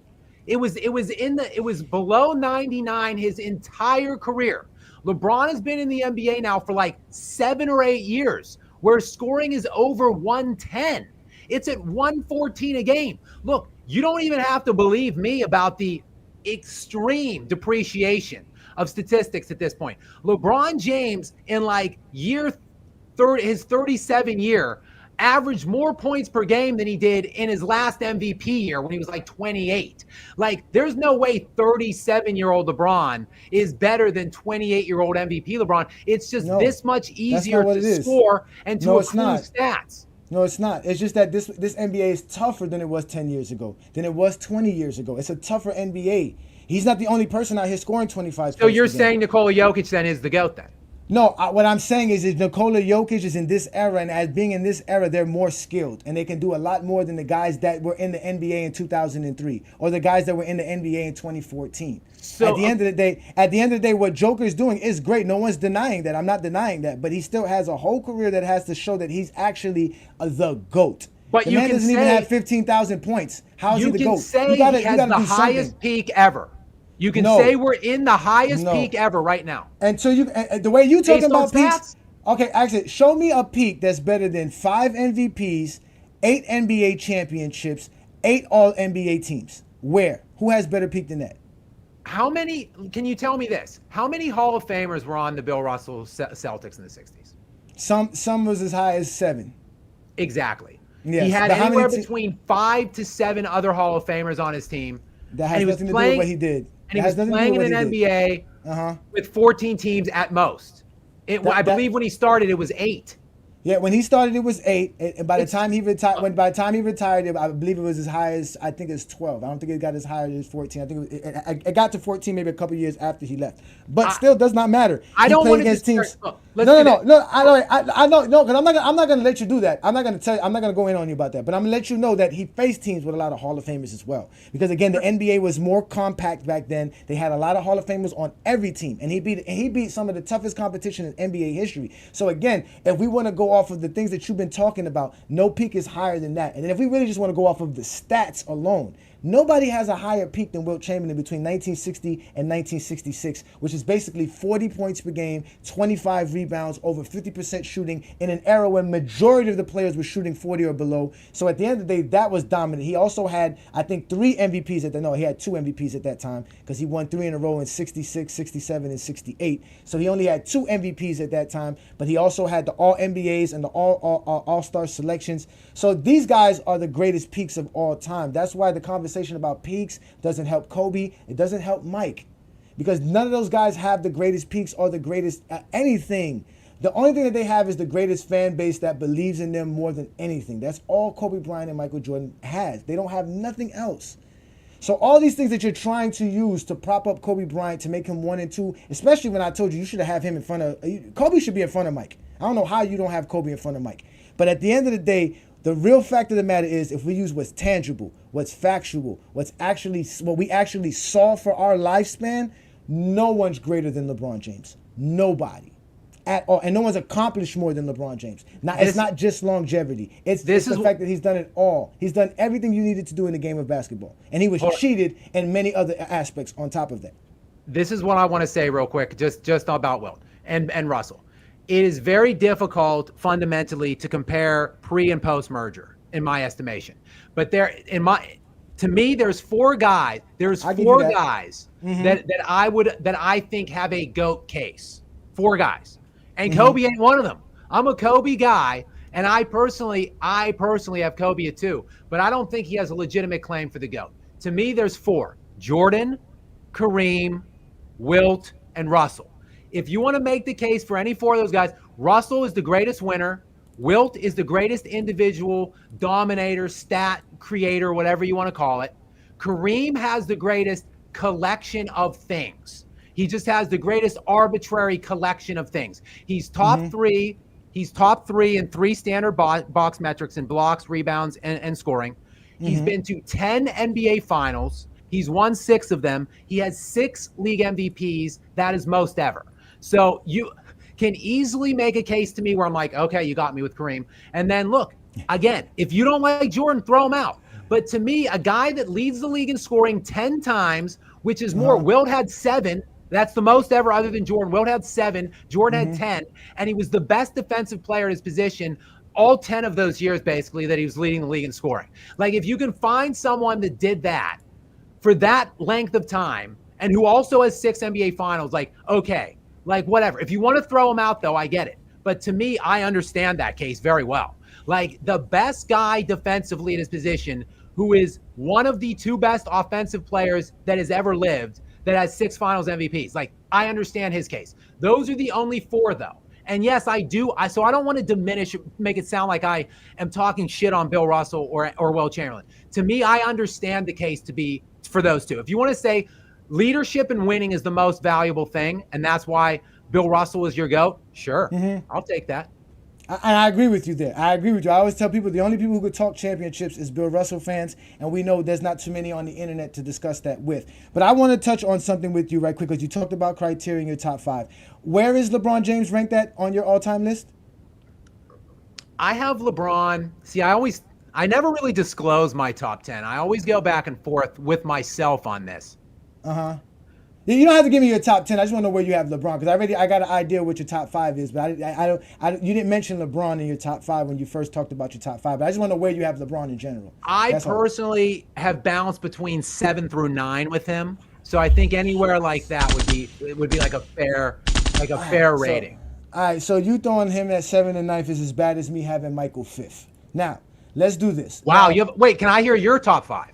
Yeah. My top 5 is LeBron James, Wilt Chamberlain, Kareem Abdul-Jabbar, Bill Russell, and Michael Jordan. And that should be anybody's top 5. To be honest with you, these are the guys that only have the GOAT case. And what we did here in GOAT James Kingdom is that we came up with a criteria and a formula to measure players' greatness, right? Because as you stated, there's a lot of great things that players accomplish for their careers. So we came up with a point system that helped us grade players to see how they graded. When we did that, this was the score. Now, we did this about a year ago. What are these criteria, though? The criteria are all stats that exist. So we're talking about your per game averages for playoff and regular season. We're talking about your totals for the regular season and postseason. We're talking about all your accolades, including your seasonal stat winners like scoring titles, defensive player of the year, those things of that nature. And we're also using your analytics. So we use things like BPM, VORP, PER, win shares per 48. We use every metrics that everybody talks about in the GOAT debate, and every stat and accolade that everybody uses in the GOAT debate. As an example, I will show it to you here. Here, I did it for shooting guards. That's how great our formula is. So this is a perfect example. If we were going to say the greatest shooting guard ever existed in NBA history, that shooting guard would average 30 points per game, 6 rebounds per game, 7 assists, almost 3 steals, almost a block per game. They would have 33,000 points, 7,000 rebounds, 7,000 assists, 2,500 steals, 850 blocks. They would have 5 MVPs. They would have 15 All-NBAs, 12 All-Defensive Selections, 18 All-Stars, 2 Defensive Player of the Years, 3 steals titles, 10 scoring titles. Because these are the greatest accomplishments of all shooting guards in NBA history. So we did that with the greatest players of all time. So we took the greatest points per game, rebounds per game, and we measured every player to that. And when we did that, you came up with a score depending on your regular season and postseason numbers, and that's how Michael Jordan ended up being 4th on our list. Now, my partner Brandon has Jordan 2nd all time. Originally, I had Jordan 3rd, but after the debacle of his fake stats, we found out Jordan got fake stats in 1988, so that kind of hurt Jordan as well. And then the recent conversations that I've been having with Jordan fans to why they can't prove why Jordan's even better than Bill Russell. So I ended up doing my own little research as well, and I come to find out that if we really measure Jordan to Bill Russell's career and what was available to Jordan in Bill Russell's era, Jordan wouldn't outscore Bill Russell as well under these same measurements and criteria. So we have our own criteria here in GOAT James Kingdom that measures you by your stats, accolades, and the things that you achieved throughout your career, and we put it to a number. So basically, LeBron James is a 56.99 out of 80. The highest score you can get is 80. The greatest player of all time would be 80 out of 80. You understand what I'm trying to say? So that's how we did that. So Jordan's, and again, these guys are all great. We did a whole top 50 list. So I know you said you had an hour, and I actually stretched you longer than your hour. Would you like to just have this one interaction with T Perfect since he set this up with you before you get up out of here? If you have to go?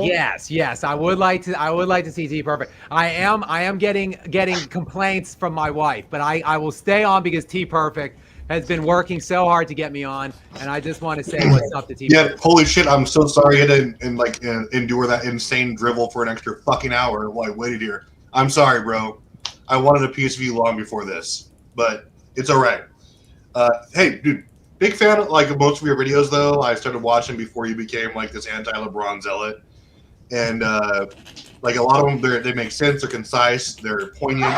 You and Uncut Hoops collaboration there. Wait a minute.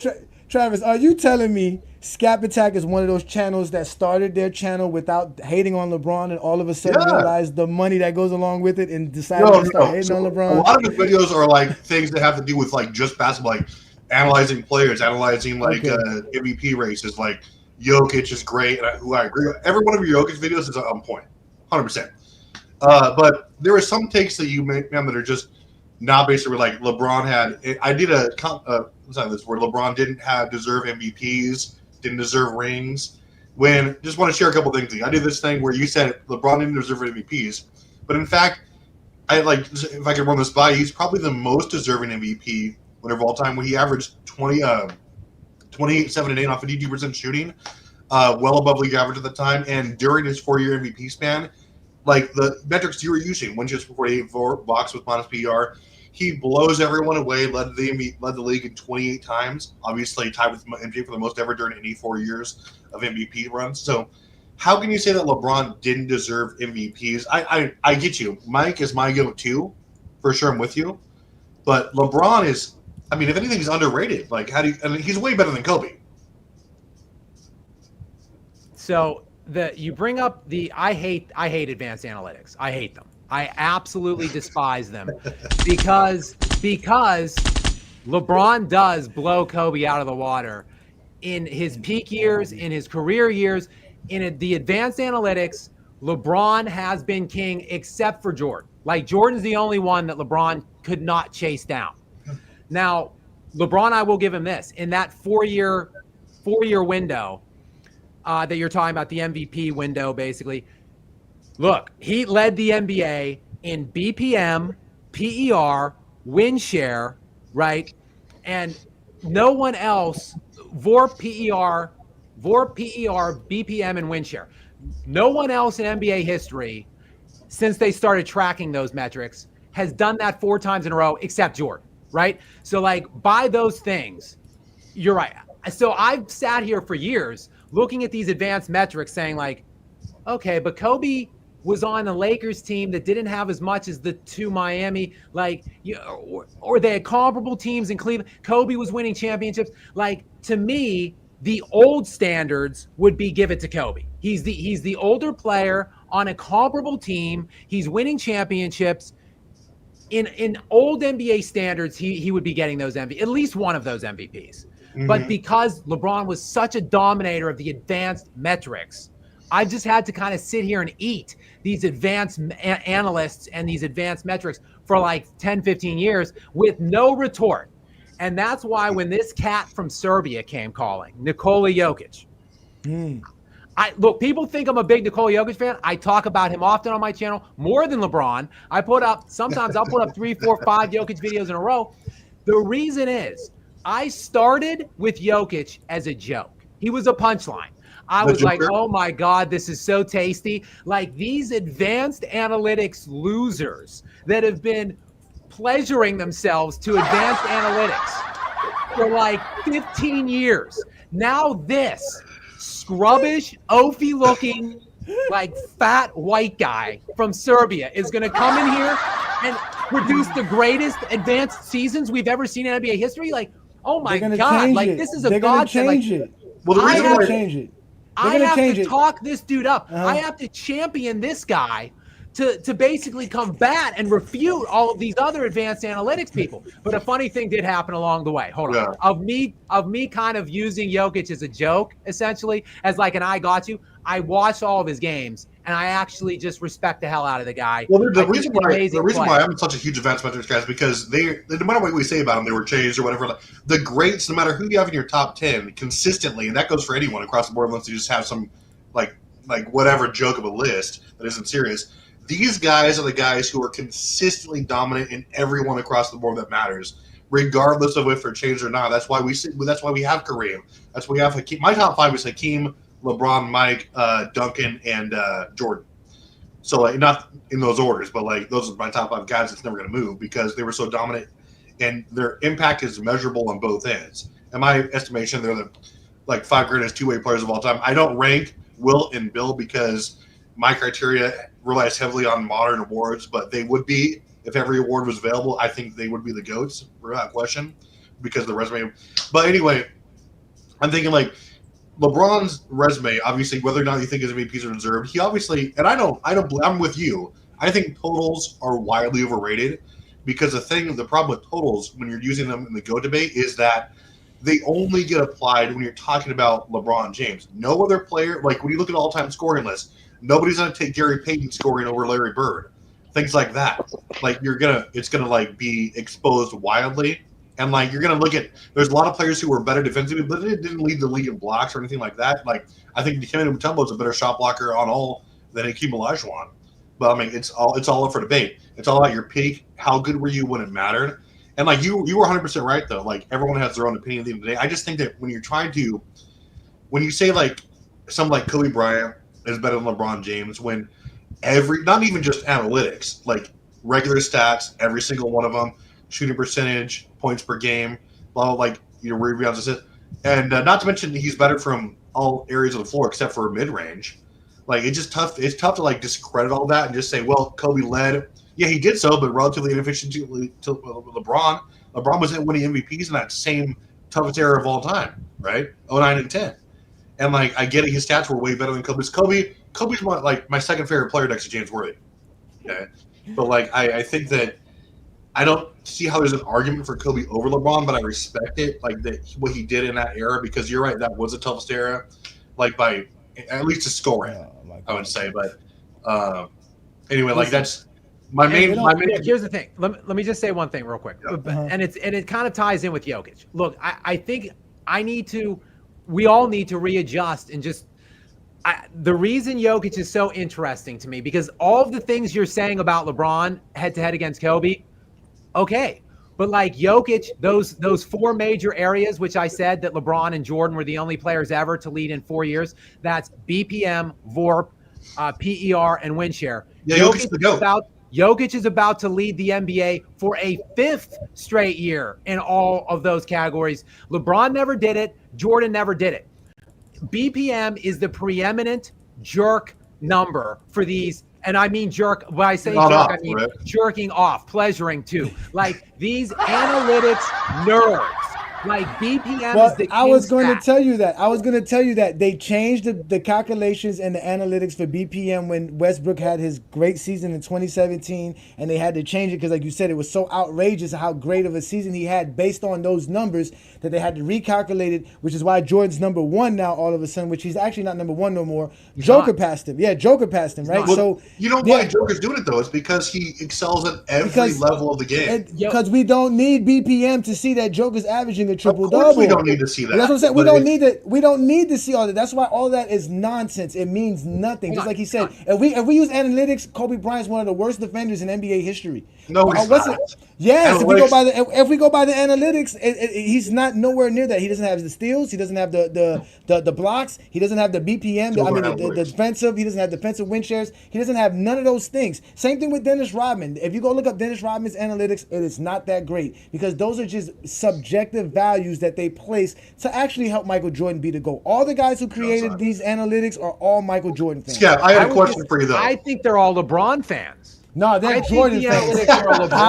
John Hollinger is a Jordan fan. The guy Dave something is a Jordan fan. None of those guys want LeBron to be the GOAT. If that was the case, they would have left the VORP and the BPM alone because LeBron was number one then. They didn't like that. How can you, in good faith, continuously go on MJFB and like witness the level of extreme casualness? Oh, Mike's the best or anyone's the best because they have more scoring titles. No facts, no logic, no common sense, and they're there like piping up these bad takes. I do have some good takes, man. Like aside from your asinine LeBron takes, like how can he be over there like acknowledging that and not just school them? Because Dart's over there begging for people to come do his show because Dart can't do a show by himself, man. You know that. Dart can't do a show by himself. So he needs people like Skap Attack to show up. Give them the smoke, man. You got to get out of here with those guys. Let Dart have his fun with his Michael Jordan fan base. And I need to Skap. Why though, Skap? Tell me, please. So, quite frankly, like I never do these things. Like I just started making videos like a year and a half, 2 years ago. I do make a lot of videos, but I've really only been on the platform for less than 2 years, and I don't really even understand the whole live dynamic. Like Dart had been talking to me for months and months, kind of like you. Like people reach out to me and they're asking me for like months and months. Like a lot more loving though. I keep saying no. Finally, actually, Dart lured me in. The first show, he lured me in with someone, I don't know who it was, had been like talking shit on me, I guess, apparently. And he kept messaging me, sending me like footage of it, like, and finally he messaged me and said, yo, this guy that has been talking shit on you is going to be on Sunday. So I'm like, oh, okay, count me in. I'll come on. Joel? And then no. It was somebody else. It's Lamont. Was it Lamont? Was that you, Lamont? Maybe. It might have been FYI. Maybe. That was a show where Gilbert Arenas showed up. So that was the first show I went on. Yeah. To try to talk to him, and then lo and behold, freaking Gilbert Arenas shows up. All hell breaks loose. We're on there for like 3.5 hours with Gil. I got to fight with Gil about Kobe, LeBron, Jordan, all that shit. It was fun, whatever. So like I just kind of got into a rhythm. Dart and I talk like regularly, like outside of the show. So, you know, I don't do it all the time, but I whenever I can fit it into my schedule, I hop on there. Yeah, we mostly agree, but I get pretty heated on there with some things, mainly Jokic. I get a lot of pushback about Jokic, so I get pretty loud and heated. Me and Sports Rants and Fitness, Robin, we get in screaming fights like 3 times every show that I show. He's the ultimate casual, dude. Just ignore everything he says. He's a scrub. Oh my God. Anyways, listen. Skap Attack, thank you for showing up on a Friday Night Exposure with the Exposer. If you are available on Sundays, we do go live Sunday as well. First off, I want to thank you for showing up. Like I said, thank you, Travis, for setting this up as well. I wish I could let everybody up, but Skap has to go, man. Thank you for showing up, my friend. Any last words? And go ahead and plug in your channel and what you do, please. Sure. First of all, just thank you so much for having me on, Ajani. It was a lot of fun. T-Perfect, thank you for setting it up and helping facilitate the conversation.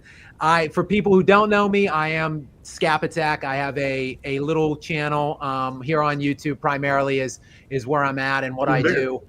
And, you know, I get a little loud sometimes. On my channel, it's more voiced over, kind of documentary type style. I don't really get as worked up as I do. But when I'm in live discussion with somebody, I just like talking shit. I just like kicking shit around, and I love going at LeBron guys. So this was a lot of fun for me. I know I kind of raised my voice a bit from time to time.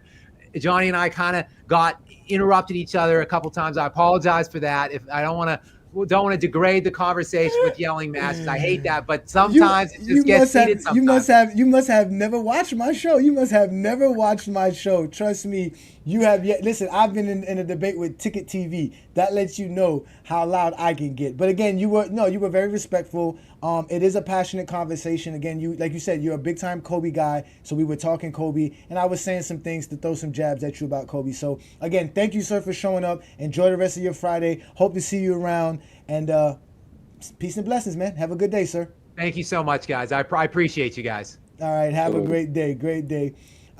Listen, I would love to bring all y'all up to have a conversation with him, but I couldn't do it, gentlemen. I just can't do it. I couldn't do it because he stood long enough. And shout out to him, man. Appreciate it. It was actually fun. We actually didn't even debate LeBron and Jordan. We debated Kobe and LeBron majority of the time. So that was the actual conversation. But again, ladies and gentlemen, it is the Friday Night Exposure with the Exposer. Thank you for joining me. We're here having some fun. We're about to do this thing like we normally do it. So we got Twin Man in the building. We got Juan Boy. We got Ishmael. We got Hollywood Herm.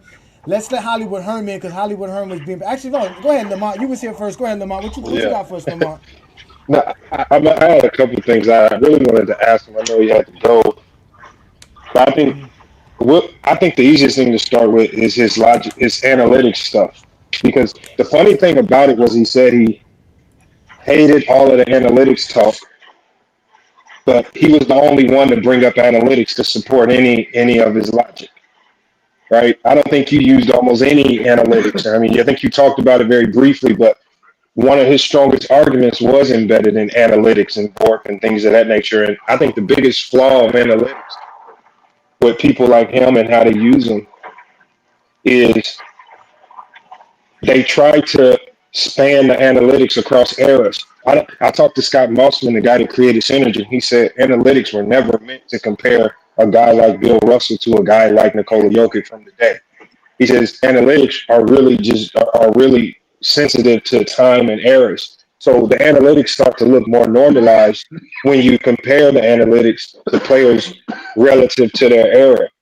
And that's where they start to make more sense. So I just think the comparison of saying he has this higher, I was like, that none of that makes sense. And then you overvalue it to such a degree that you try to put certain players over others. I think that made no sense. And then the honest thing to me out of this whole argument was he has Kobe ranked number 2, but then he says Kobe's not in the GOAT conversation. That just tells me that you knowingly have a flawed top 5. That makes absolutely no sense. Just like you were saying, is your whole top 5 is literally based out of emotion because you put Kobe at number 2 and you said he's not even in the GOAT conversation. How flawed is that logic? Like nothing you say after that can be credible whatsoever.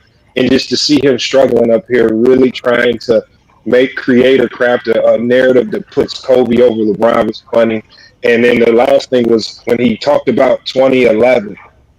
When you talk about, when he talked about LeBron's failures in 2011, he talked about LeBron's inabilities or the things where he might have suffered as far as the scoring and things of that nature. But when you talked about Kobe going up against that Dallas team, he immediately blamed the team. And he failed to talk about Kobe in those last 2 closeout games, only scoring 17 points, far below his average, did not play up to par, and then essentially quit in that last game where he got beat by 36 points to the Dallas Mavericks. And even talking about that, I'll finish up with this. I think him even talking about that Dallas team supported your argument of team, because what we saw with Dallas was Dallas, even though they weren't equipped with a ton of all-stars, like he wanted to use so many all-stars, they were just a better team, the better coach team. And it doesn't take a whole bunch of all-stars and one player here, one player there.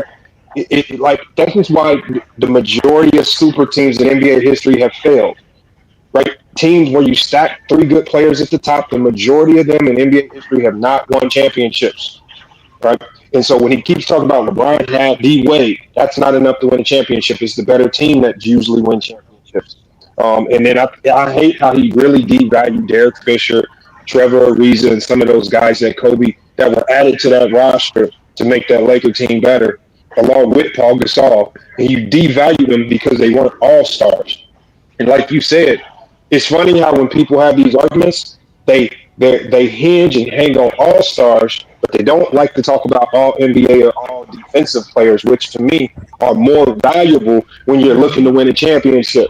You need a combination of all NBA and all defensive players. Generally, that combination leads to championships. We've seen a ton of all-stars get put together and not win nothing. But when you have that mix of all NBA level talent, either all NBA team or all defensive team, that's when we start to see the winning happen, especially if you have a competent coach. Or in some cases, have LeBron James. Kind of the utility, I can do it all. But man, I wish he could have stayed longer, but it is what it is. Yeah. He told me he was going to be on only for an hour, and that's why I brought him up, because I actually have some more stuff here. Because man, I got some moments for LeBron James that could have obliterated a lot of stuff that he was saying about LeBron James. But I like the conversation he and I had. So it was definitely good. And I didn't realize that he gets loud. He got loud for a minute. He got passionate. I was like, yeah, now we got a debate here. Now we got a debate. Videos, yeah, man, now we got a debate. This is fun, man. So it was great. Again, y'all, thank you for joining me. This is the Friday Night Exposure with the Exposer. We doing big things. Herm, I apologize, man. I know you wanted to go at him, and I know you were ready, but I had him up here too long. I couldn't let all y'all just attack the man like that. All y'all look like y'all were ready to just beat this man down. All y'all came up here ready to destroy this man. Yeah, I wasn't gonna let y'all do that.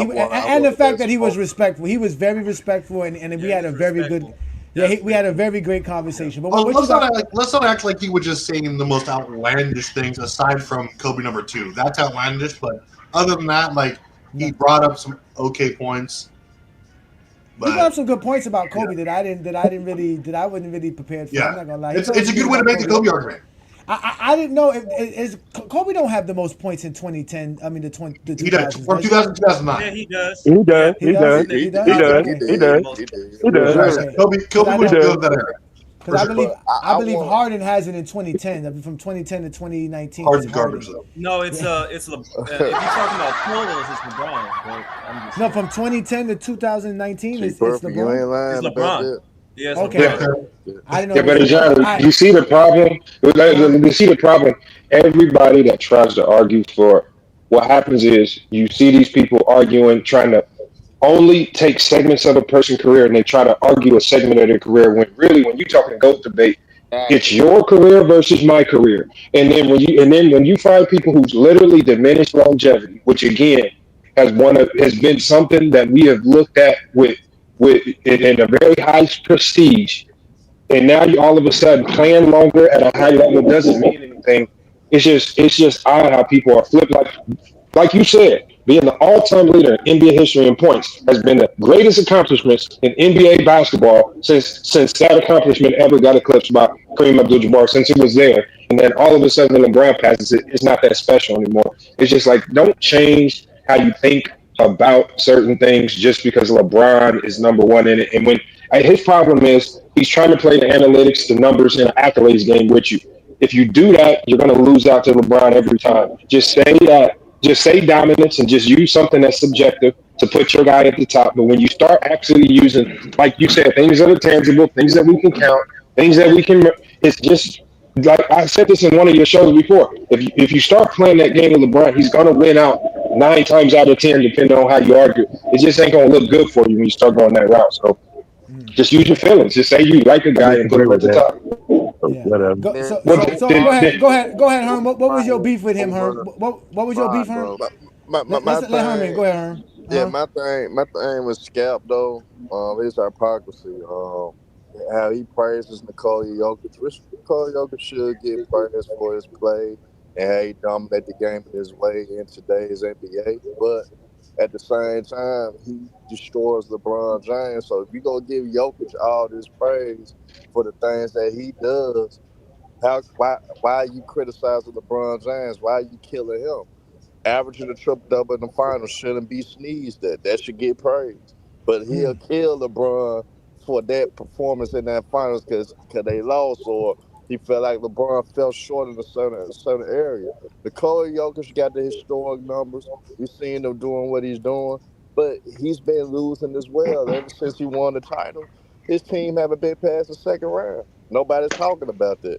But they praise Jokic due to this off of what he's doing statistically, how he's getting these triple doubles, how he's analytically doing the things that he's doing, how he's being a top playmaker. But when it comes to LeBron James, you don't keep that same energy. You destroy him. So I wanted to get on him about his hypocrisy in that for us. You praise Nikola Jokic for what he's doing, but you destroy LeBron James, and he honestly, in his own way, does the same thing and has the same impact Nikola Jokic have on this team. So that's why I wanted to touch bases with him on. Before I think y'all back and forth, Ajani, I thought y'all was kind of teetering, filling each other out throughout most of y'all back and forth. I felt like you start warming up at the end, and he slicked through you the alley oop when his ass couldn't help himself. But to put Jokic in the conversation, he threw you the alley oop, and you really took off. But outside of that, I thought y'all was really filling each other out throughout most of y'all back and forth. Physically? But later on though, he threw you that alley oop with Nikola Jokic. But to mention his ass. Yeah, no, I wanted to have a good conversation with him, man, because I know a lot of people always say that I be over talking people, yelling and screaming, and this was an opportunity to have a good conversation. And the fact that we were talking Kobe and LeBron was good to me too, because I didn't expect it. I thought we were going to actually talk about LeBron more than anything. But Johnny, you guys had a great conversation, and that's that's what does that do for the channel, because it's Skap, and you guys had a great back and forth, and you brought up a lot of pairing points to his nonsense, and you guys had a great exchange. Yeah, he brought up a lot of great points. I think I rattled him when I told him he could make Kobe better than Jordan. You tell a Kobe fan, you tell a Kobe fan you can make him better than Jordan, they get real excited. They're like, okay, wait a minute, let me go ahead and do it. Let me go ahead and do it. So let's go ahead and let's continue. Mingle Jester, we know you'll never do that, Mingle Jester. As much as he loved Kobe, Mingle Jester will never put Kobe in front of no Michael Jordan. He won't never do. And in fact, the reason he Jordan, this is LeBron. Neither one of them is not better. It's a fact. It's just a fact. And the reason he said Jordan was better was because of the 2 3-peats. That was something he said that he said if Kobe. No, I did not say. Come on, Ajani. I said way more than that. No, not you. No, I said way more than that. No, not you, Mingo. Just I'm talking about Skap Attack. That was Skap Attack's reason. I'm about to say I said way more than that. That was Skap Attack. You have to ignore half of Jordan's resume to put Kobe above him. It's like I don't care about any accolades. But same thing with LeBron. You got to ignore halfway to put him in front of. Exactly. You got to do that with everybody else. You got to do that with everybody else you put Kobe in front of. That's in the top 10. Basically, I mean, I got Kobe 8th. So. I disagree with that. Kobe had a great career. Now we ain't doing that. Now wait a minute. That's what I'm saying. I got him 8th. That's what I'm saying. I got him 8th. He's 8th all time on my list. He's 8th on my list. Don't start, Twin Man. Twin Man, don't start. Matter of fact, Twin Man, relax, Twin Man. But don't let me. I got the dugout ready for somebody today. Don't be Twin Man. Twin Man jersey. Let's let Juan Boy in, because actually Juan Boy was here from the beginning. Shout out to you, Juan Boy. You've been a supporter of what we do in Goat James. We were in the back playing cards. And you've been setting a fire in the Facebook group, because you've been posting stuff in the Facebook group that be getting people upset for So shout out to you, Juan Boy, man. What you got for today's discussion, brother? Well, I'm hoping that Skap Attack wasn't going to get off of the topic at hand. So I'm going to go back to the topic at hand. Well, I think one of the best moments of basketball that I've seen was the Redeem team, because I'm heavy on the 2000 and beyond, because I think that's when the NBA made a change for the better from a talent standpoint, and just to hear the story about how LeBron, D Wade, Melo, Chris Bosh, everybody else on the Redeem team followed Kobe's lead as far as when it came to working on the game of basketball, and what's more important in the game of basketball than honing your craft. And now we're almost 20 years down the line removed from that, and players are doing the same thing today, and that's all off of what Kobe Bryant and all of them started. And continue to trend. That's why you see all the tape of everybody working out, because they're showing that these players are dedicated to their game. Every season, every off season, they in the gym, or they working on their body, trying to stay in shape. Because running back and forth or averaging over 100 points a game, that's gruesome. Especially in the era that's dominated by athletes with skill. Facts, man. Facts. So your favorite moment was the Redeem Team. If you don't mind me asking, how old were you during the Redeem Team era? 25. Oh, you was 25. Okay, so yeah, you was old enough. You was about my age. Yeah, you was about. Yeah, I'm a before crack baby. About my age, man. Before crack baby. You like that one? Before crack baby. You gotta watch out for them after crack babies. Listen, after crack babies, they be Barney babies, SpongeBob babies, Power Ranger babies. Them dudes be Teletubby babies. Those be the worst ones, bro. You don't want to deal with them after crack babies, man. X-Men animated series babies? No, wait, no. What am I talking about? Well, if that's the case, they need to follow behind Ishmael, because he leading the revolution for the young basketball mom. Shout out to Ishmael. Yeah, I think Ishmael is a Power Ranger baby, right? Right, Ishmael, was that what you liked when you grew up? Maybe. I don't know about that. I thought it was always corny anyway, but get off Ishmael. I love Ishmael. Ishmael's a goat in training. Ishmael was born with a cigarette and a 40 in his hand, man. He had a driver's license as soon as he got out the womb. Man. Ishmael was born coming out the womb. What's good, Ishmael? What do you think of the conversation? Obviously, today's show we were supposed to be talking about greatest moments. It's nice to know that he could be pretty respectful and patient in dialogue. I didn't see that he was cutting you off a lot. So it's cool that he took his time out in order to exchange with the LeBron fans or the people that have opposing opinions. But to me, it sounded like a lot of it was heavily narrative based. Like a lot of it was narrative based, and he pick and choose what favors him in his argument, and so. I just think in some things I feel like I think he didn't completely understand what he's talking about with the analytics and just talked about it as nerd talk. It's not really that nerd talk if you kind of understand the gist of it. But even then, no, Nikola Jokic is not the king of stats. So let's not stop. Let's not go with that. All right, please. Yeah.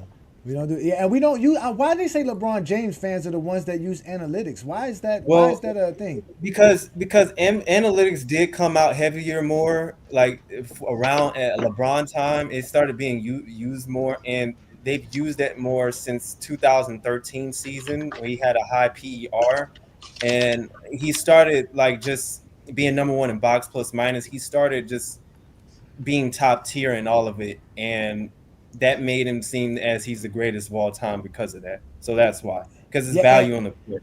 Yeah, and also I think Daryl Morey, the I guess the Rockets GM at that time, also stated that's why LeBron was the GOAT if you went by the analytics, and that's why they kind of changed it after Westbrook. They were so happy to change it after Westbrook dominated. So.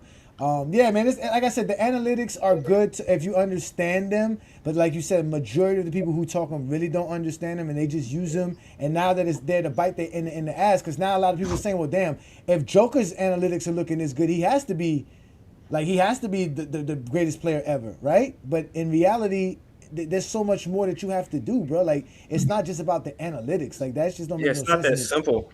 It's not that simple. I'm starting to understand them a lot more though. That's the thing. You're equated into like it's a GOAT. Nobody's ever said that having advanced analytics or being greater that makes you the automatic GOAT. Skap said that just because Jokic is top of the line on box plus minus, he said that he's constructing one of the better peaks we've ever seen from every man, not just analytically. Like it's been of MVPs, like but anything he did use that argument. I understand that argument too, but he did use box plus minus as a saying like it's a valid measure. Like he's exceeding, and like it's just a reflection of what he's doing on the court. It's not the be all. But like I said before, what do you want to say if it's a valid measurement? Is up to. It depends on the perspective, because it's a per possession rate. It ain't a valid measurement because it ain't no valid measurement. Defensive box plus minus got Nate McMillan as the second best. the people we view as the GOATs, in every time that we make any kind of a list, they always excel at these analytics. It's a reflection upon their career. It's not. You can use it as a piece of it. It's not the biggest piece. But so does mediocre players, and that's the problem. No, and that's why you have to be logical and use games like have a baseline. Like, hey, you do played at least 10 or 11 years. Well, it's not precise. It's not precise. You shouldn't have to. You shouldn't have to be able to argue the context. Yeah, I shouldn't have to do that. Like you shouldn't have to do that. It's not just as simple. The guy here telling me go look up Joker's numbers. The only numbers I need to see is your points, rebounds, assists, blocks, steals, your field goal percentage. I don't need to see nothing else. I don't understand how good your team does numbers. I don't understand how those numbers don't tell you enough about a basketball player. All you need to know is how much points they put up, how many rebounds they get you, how many assists they get you, how many steals they get you, how many blocks they get you. Why is that all you need to know? Okay, because that's it. What else do you need to know? What else more do you need to know? If I told you what is Joker averaging? Joker's averaging 30, 13, and 10. If I told you there's a player averaging 30 points per game, giving you 13 rebounds, 10 assists, fuck the name, fuck the analytics. This is what you got. You got a player that's going to give you 30 points per game. He's going to give you 13 rebounds, 10 assists. He's going to get you a block and a steal, and he's going to shoot 50-something% from the field and from the three-point line, plus 80% from the free throw. What are you going to tell me about this player that's not great? But I would say he's amazing. I'm saying analytics probably back up what you're saying. You won't think he's a center. That's the entire point. The thing is, Ajani, let's say like totals, right? The reason why I'm gonna tell you why Travis dislikes totals and why he dislikes it. I know why he dislikes it. Okay, because the problem is they don't necessarily tell you the value, the quality you bring on a basketball court in order to enhance to win the game. They don't tell you that. So it's like they are stats in terms of impact. Scoring is an impact, but they don't tell you the quality. So like box plus minus, VORP, win shares, stats like that help try to define the quality you give on a court. So it's like I could put up a bunch of stats for my career, play a bunch of games, but it doesn't mean that it's contributing to winning or I'm giving quality in my aspect of. That's what the advanced stats do. So that's why he's so focused on it, and that's why some people use it, but they're not precise. Twin Man, what do you think? Go ahead, Twin Man. It's your turn. Go ahead, Twin Man. Hold on to your lily white butts. What we're not going to do is pretend like we did not just see Travis drinking a 40. We're not going to pretend like we didn't see Travis drinking a 40. We're going to pretend like we didn't see that. Secondly, we're not going to pretend like we didn't see Skap Attack with that big ass wine glass. We're going to pretend. We're not going to pretend like we didn't see him with a glass of Chardonnay. And then also, we're not going to pretend like he didn't try to use 2011 to bash LeBron and give every excuse in the world to Kobe Bryant. It makes no sense. The man was the two-time defending champion and got his ass swept, but didn't make the finals.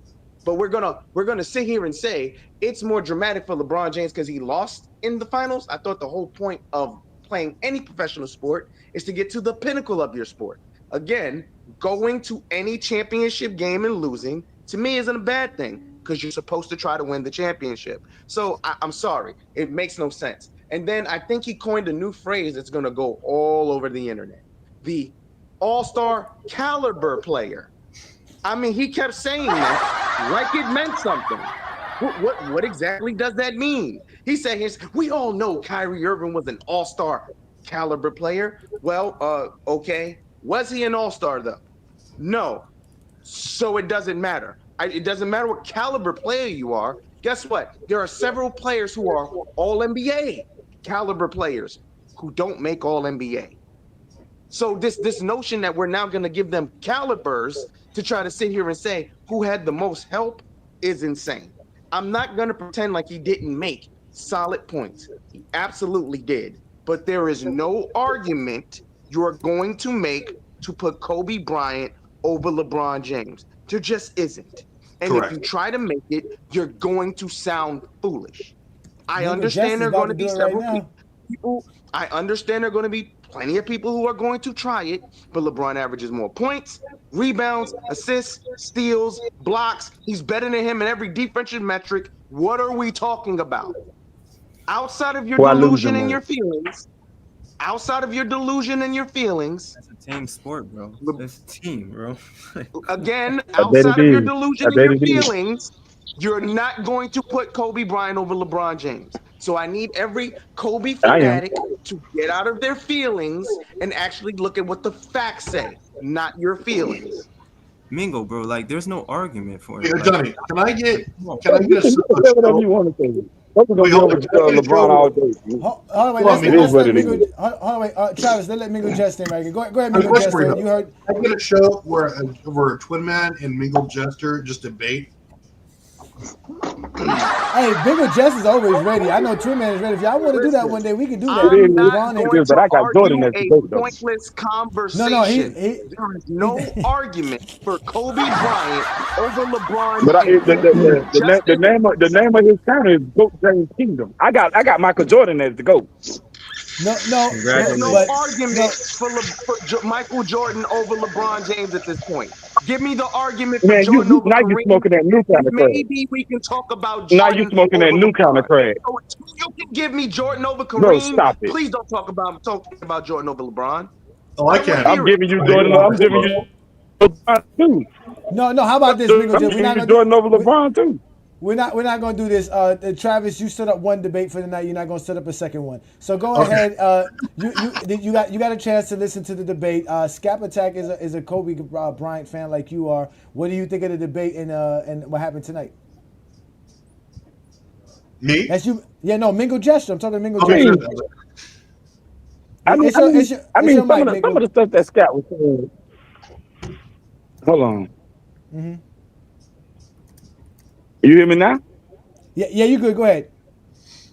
Travis is drinking Mad Dog. Okay, so some of the stuff I don't even drink. Some of the stuff that Scott was saying, I agree with some of it, but a lot of it was kind of crazy. Like when he said that Kobe #2, he said he got Kobe #2, but he's not in the GOAT debate. Now that was crazy to me. I was like, wait a minute. I had to pause for a minute. Right, I was like, wait a minute. But a lot of the stuff he was saying, I kind of agree with a lot of the stuff that he was saying though. Like, but I know you do. But that's the only thing that threw me off. That whole Kobe #2, but not in the GOAT debate. That threw me way off. I ain't gonna lie. That threw me off. That like me and my list, I got Michael Jordan and Kareem #1 and 2, and that's who I think in the GOAT debate. It makes sense, you know. Okay, and so where do you That's have who I Kobe? think the GOAT debate is between Michael Jordan and So Kareem. Kobe's I right got after Kobe Kareem. #4. #4. No, Who's Kobe after Magic. Kobe after Magic.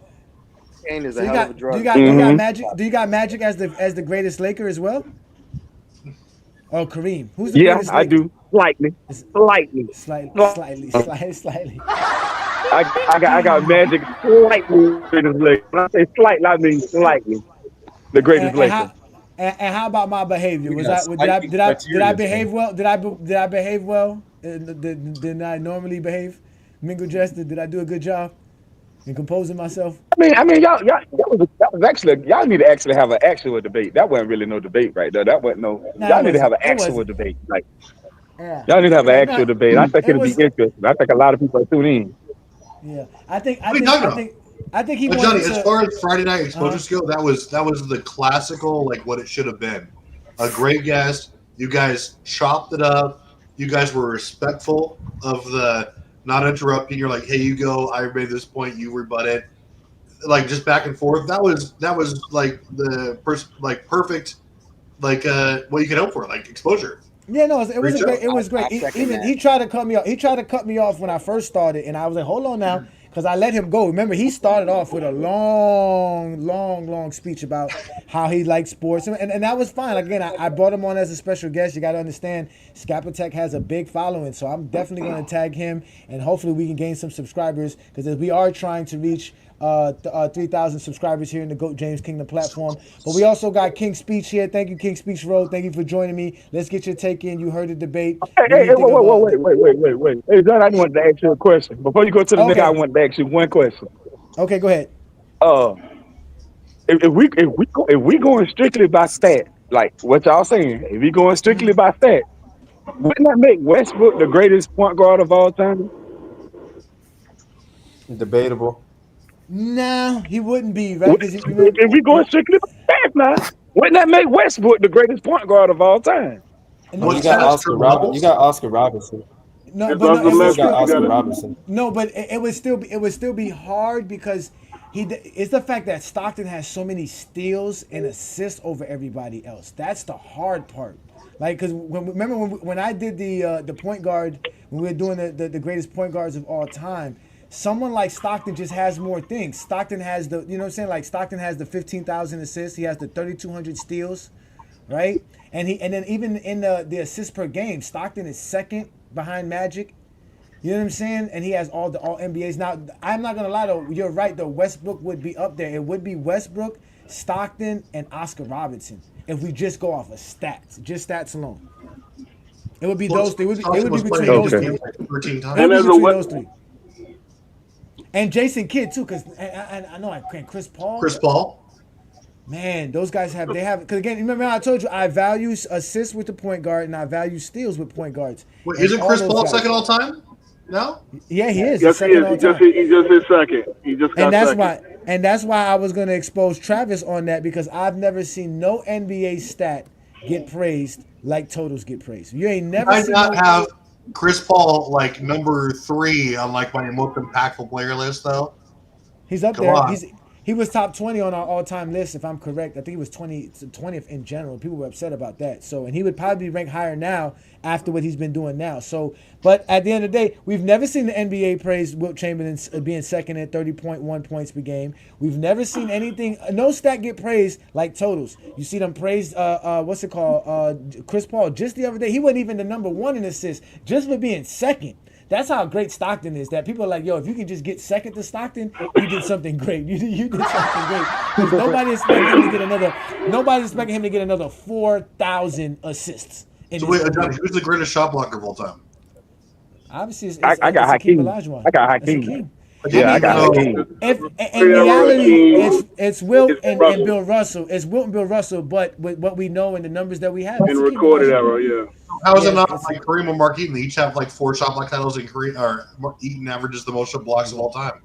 You got Mark Eaton, Manute, and Tree Rollins in that discussion as well. 3,800 blocks, sir. 3,800 blocks. Hakeem's like Hakeem got, right? Hakeem got 3,800 blocks. Yes, and I think the next guy. You're going to talk about the average. You're going to talk about the total. Mark Eaton suck. You said Mark Eaton. Do you really think Mark Eaton is one of the greatest shot blockers of all time? So What the fuck out of here? I got actually Ismail to admit this the other day. There's a difference between greatest and best. Far difference. It's the opposite thing we're talking about. Put down that 40-ounce creamer and let's let Ro get his speech in. Shout out to you. Thank you for joining us. What's up, guys? Thanks for having me. Yeah, I appreciate it. Go ahead, brother. What you got for us for today's take? Okay, so one thing I did hear, I heard that somebody said that Kobe, by every defensive metric, is worse than LeBron. I mean, I want to see the numbers to say that. Yeah. Okay. All the defensive. If we go by steals, blocks, defensive rebounds, defensive win shares, defensive box plus minus. What's the other one? Regular season and playoffs. Yeah. Kobe's nowhere near LeBron James in any one of those categories. LeBron James outbeats him in everything. And impact on team defensive rating. The only thing Kobe has is the all defensive selections. And that's where I was going because LeBron hasn't been an all NBA defense in 11 years now. And yeah, that's because they gave it to the media. That's why the coaches no longer vote for it. If it was the coaches, I mean, the last 11 years, I mean, we've seen LeBron be a habitually bad defender. Is like he stands around on. I mean, listen, there was Kobe load. I can admit it was part with Kobe load a little bit, but he turned it up when he needed, and I've never seen any of those Lakers teams be bad defensively the way a few of LeBron's teams has been, especially these few Laker teams, like the 2011 team was a not 2022 team with Westbrook. That was an embarrassingly bad team. Yeah, but why hold on, wait, why Kobe was embarrassing his last year with the Lakers too. How great were they defensively his last year in his 20th season? You're holding LeBron to his 20th NBA season to be that way? That's not how that works, sir. Like Kobe Bryant was not that great defensively late in his career, and like I said, the all defensive selections that LeBron James is missing between 2015 and 2018, which would be 3 of them. He would have 9, and then the one that he should have got in 2020 and in 2021 would easily be 10 to 11 all defensive selections that he just didn't get because they gave it to the media. But at the end of the day, he gets more blocks than Kobe. He impacts his team better defensively. He covers more space than Kobe. He actually guards more positions than Kobe can. He's just better at defensive than Kobe could ever be. I mean, it's an effort. I disagree. King Roy, you know that Kobe's last 3 years, the Lakers. You know that Kobe's last 3 years, the Lakers were bottom 3 in league defense overall. LeBron James has played the teams that have great defenses. The guy Skap Attack was talking about how great the Cavaliers defense was in 2007. When does Kobe's Lakers had the great defense? When they had Shaq? They were top 8 during 08 to 11. At the Kobe defending. You're muffled there, Mingo Jester. We can't hear what you just said.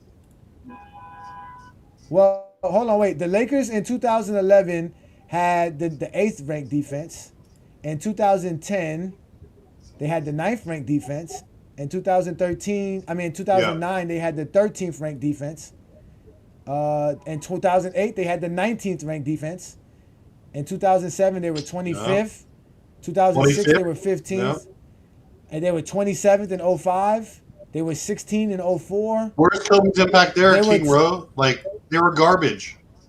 Yeah, Kobe's never had a top 5 defense. One man, unless you're transcendent, like a 95 or 94 game, or like a D-Rob, or like a 90, or like a 2000 Duncan, or like a 1964 Bill Russell, you're not going to alter a team's defensive analytics alone. Yeah, you need a good program and a good coaching. Exactly. But yeah, Kobe's an underrated defender. The all defensive selections is what y'all have because that lets you know if the coaches tell you Kobe was one of the best defenders in the league, we got to accept the coaches. Even if you want to go to the thing, like I would say, the coaches only gave it to him because they didn't want Kobe Bryant to actually go in on them. Like they were like, we're gonna make sure Kobe Bryant win all defensive teams, so he don't like have that as a motivation to literally lock down our player night in and night out. But again, we know Kobe can do it. We've seen him do it. So Kobe's definitely a great defender. We're not gonna take that away from him. He's just not better than LeBron. But go ahead, Ro. You can finish up. I'm sorry. Yo. So you said from 15 to 19, the media took it away from LeBron. They only do 2. They only do 2 defensive teams, right? They don't do 3 like they do the All NBA, right? So it's first team and second team. So are you telling me that? And I would have to look at the list. Which one of the 4 forwards in each one of those years you would have taken out to put LeBron in? Like there's 4 forwards, right? Yeah. I got you. In 2015, the guys that made the all defensive team was Tony Allen, Draymond Green, DeAndre Jordan, Kawhi. Paul, Andrew Bogut, LeBron James could make it. Jimmy Butler made it. Anthony Davis, Tim Duncan, and John Wall.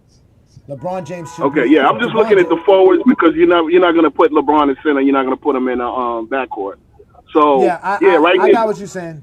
But they've done that and they've got him in there. At the end of the day, the media didn't vote. I would say he's better than Jimmy Butler in 2015 as well. Definitely better than Andrew Bogut. I don't know how Andrew Bogut is making the all defensive team in 2015, which is weird because he was on the Golden State Warrior team. So you got Andrew Bogut making it then, which you could have gave it to LeBron. Let's go here to 2016. Even a guy like Tony Allen making it is kind of weird, but either way, that's what. Tony Allen should have been on more all defensive teams. Tony Allen is one of the best. The coaches didn't feel that way. That's the problem. That the media felt that way, but the coaches didn't. And see, that's crazy. And I know it's like when you do that, and you're kind of picking at straws. I mean, Tony Allen should have been on way more defensive teams than he has been, and you could always put him at guard or he was like a swing man. So Yeah. But Okay. And I then, mean, Anthony Davis, those guys. I mean, which one did Kawhi? Because I know Kawhi was on a few of them, right? And you got Draymond Green, of course. That was Kawhi Leonard and Draymond Green were first team in 2016 and in 2015. So in 2016, this is a new team. We got Avery Bradley, Draymond Green, DeAndre Jordan, Kawhi Leonard, Chris Paul. Then you got Tony Allen, Jimmy Butler, Paul George, Paul Millsap, Hassan Whiteside. LeBron James is better than Paul Millsap as a forward. LeBron James should be on the all-defensive team in 2016. Let's go to okay. let's I go mean, to yeah, 20, that's go ahead. 2017. Let's go to 2017. Let's go to 2017. All right. So in 2017, the guys that made the all-defensive team, we got Patrick Beverly, Rudy Gobert, Draymond Green, Kawhi Leonard, Chris Paul, Tony Allen, Giannis Antetokounmpo, Anthony Davis, Danny Green, and Andre Roberson. LeBron James could have made it even over any one of those two guys. Over Roberson and Danny Green? Yeah. Roberson. Yeah. Roberson? Come on, this is... Ajani, what are we using to say? What were you using to say that? This is not offense. What are we using to say defensively he was better? We'll get to what LeBron was doing. Yeah, go ahead. We'll get to LeBron because LeBron is the GOAT. He was playing defense. And then we have Robert Culverton, made all NBA, all defensive first team in 2018. No way that he's better than LeBron James. Drew Holiday, Victor Oladipo, Anthony Davis, Rudy Gobert are the all defensive first team. You got Jimmy Butler, Joel Embiid, Draymond Green, Al Horford, and DeJounte Murray. Come on, guys. Okay. LeBron James is one of the best defenders in the league still in 2018. And the reason I say that... Hold on, wait. The reason I say that, again, is if we go to... Let's go here. Let's go to...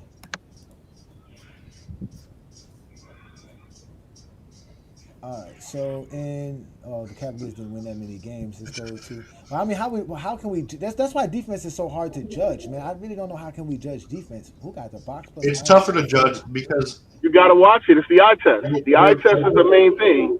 The main thing, the eye test, but also they're looking at the team overall defensive rating. That's what their main thing is. And the Lakers, Cleveland was like 29th, right, that year? 2018? Yeah, Cleveland was garbage. That's the year they had to trade half the team at the trade deadline. Okay, so no, let me see here. I'm trying to find LeBron James so I can get his numbers for what he's been doing those years. Just type in LeBron James. Dude, can we get Gilbert Arenas up here? Like, you're in the chat, Gil. Come on, chop it up. We love you. Gil. He knows a lot about defense, doesn't he? Yeah, I want to know what Gilbert Arenas thought about his encounter with Skap Attack because I know that he was dealing with them as well. I think Gil got cut. Gilbert Arenas.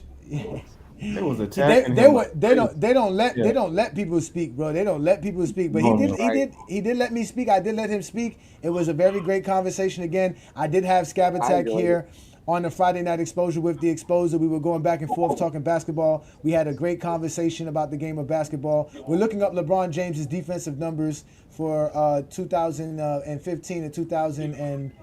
It's just so weird. It's like LeBron's career was just made to be better than Kobe statistically.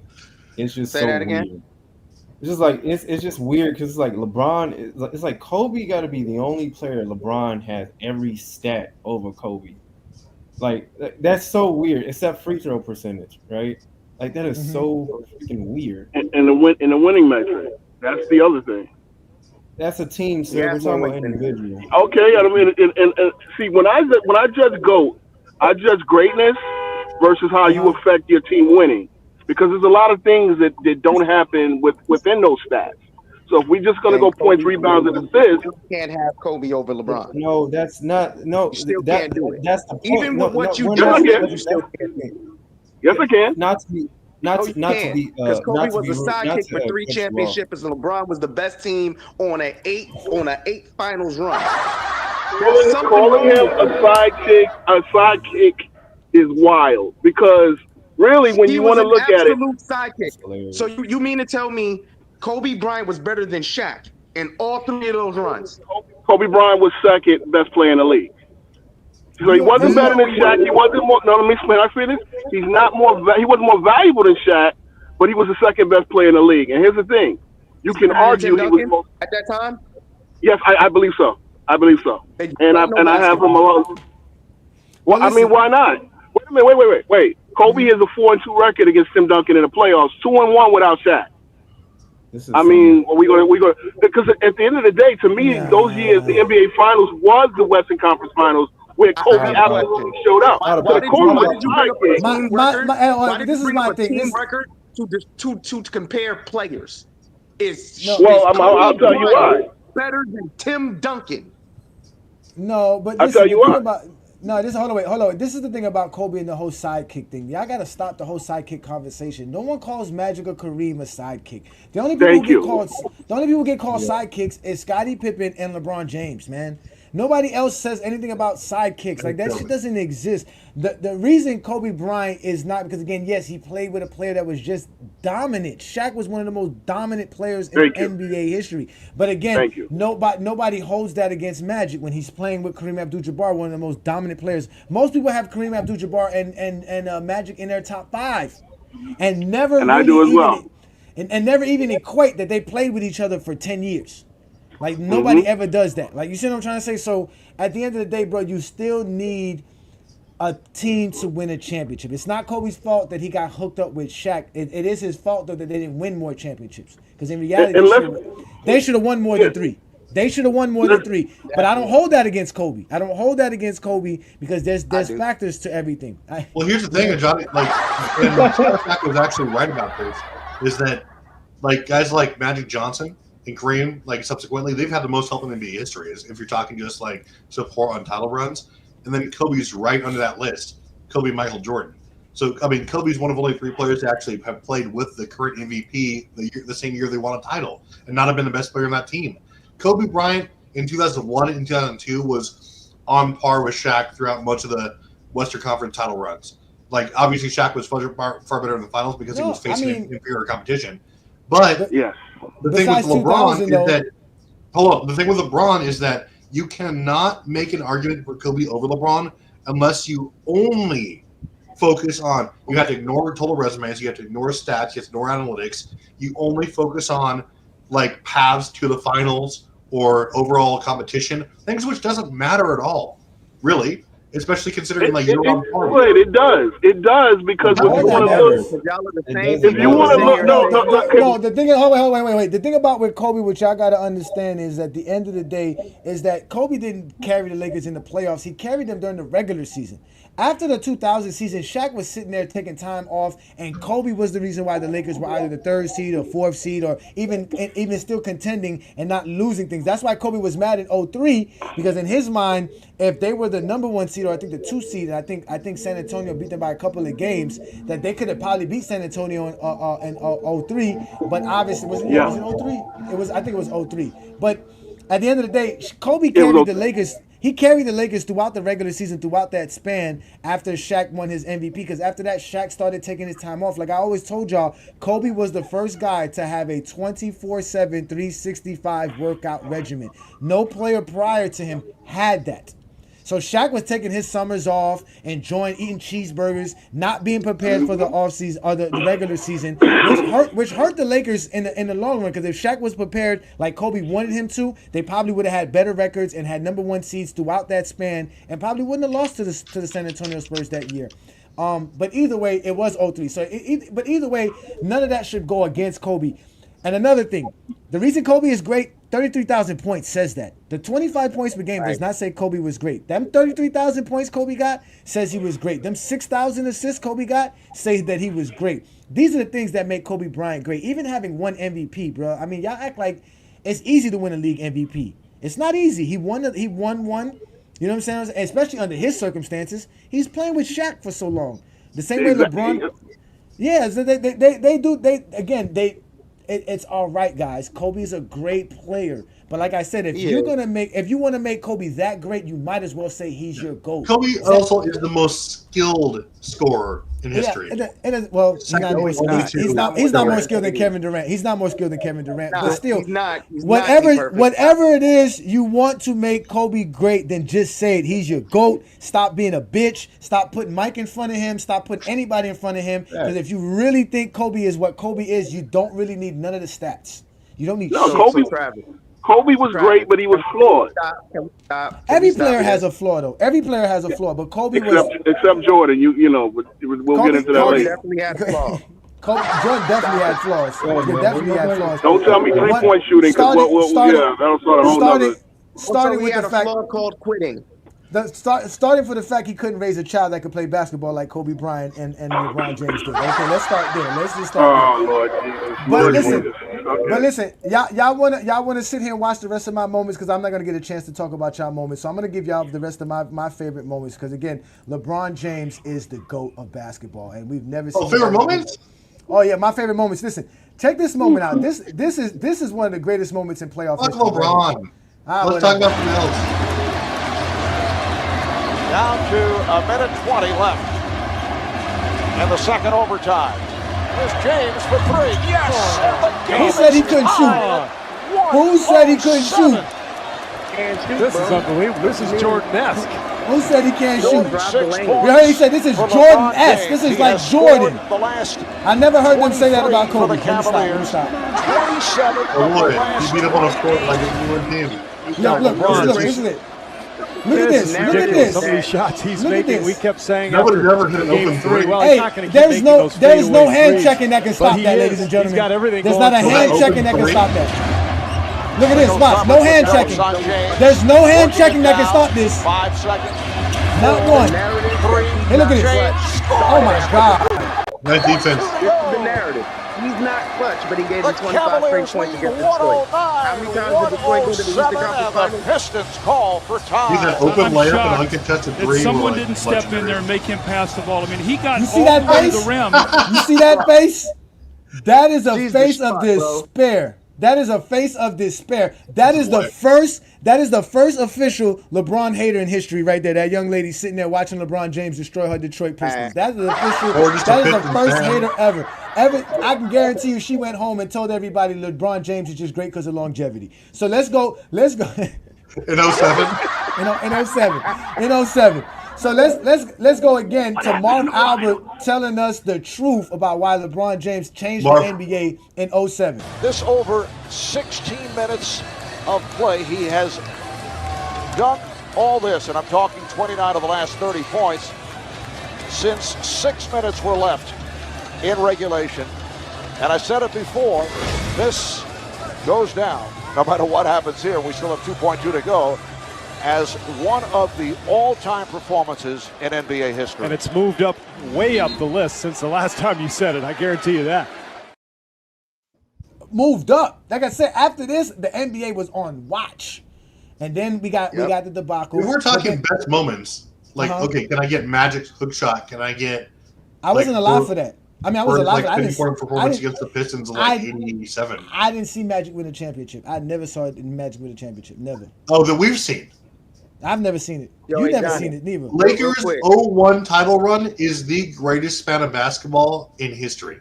I didn't care about the Lakers then. You know what? Hey, but guess what? I watched my Miami Heat win a championship.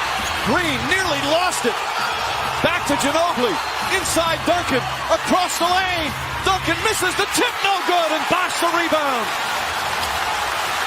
Heat clinging to a 2-point lead. And a point-blank miss by Duncan, and then the follow. Duncan choking. Shoot for Miami. Tim Duncan choking. Way to go. And they're not look at Chalmers. It doesn't look at bum-ass Chalmers. Chalmers is such a bum. Look at him.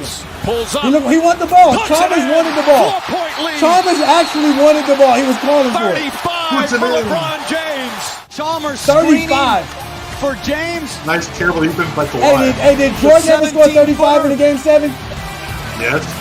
Leonard tries Jordan never had a game 7 in the finals. Excellent balance by James. Right, need that. And knocks it in to give him a 4-point lead. The Wade throws it up to James. Oh, look at it.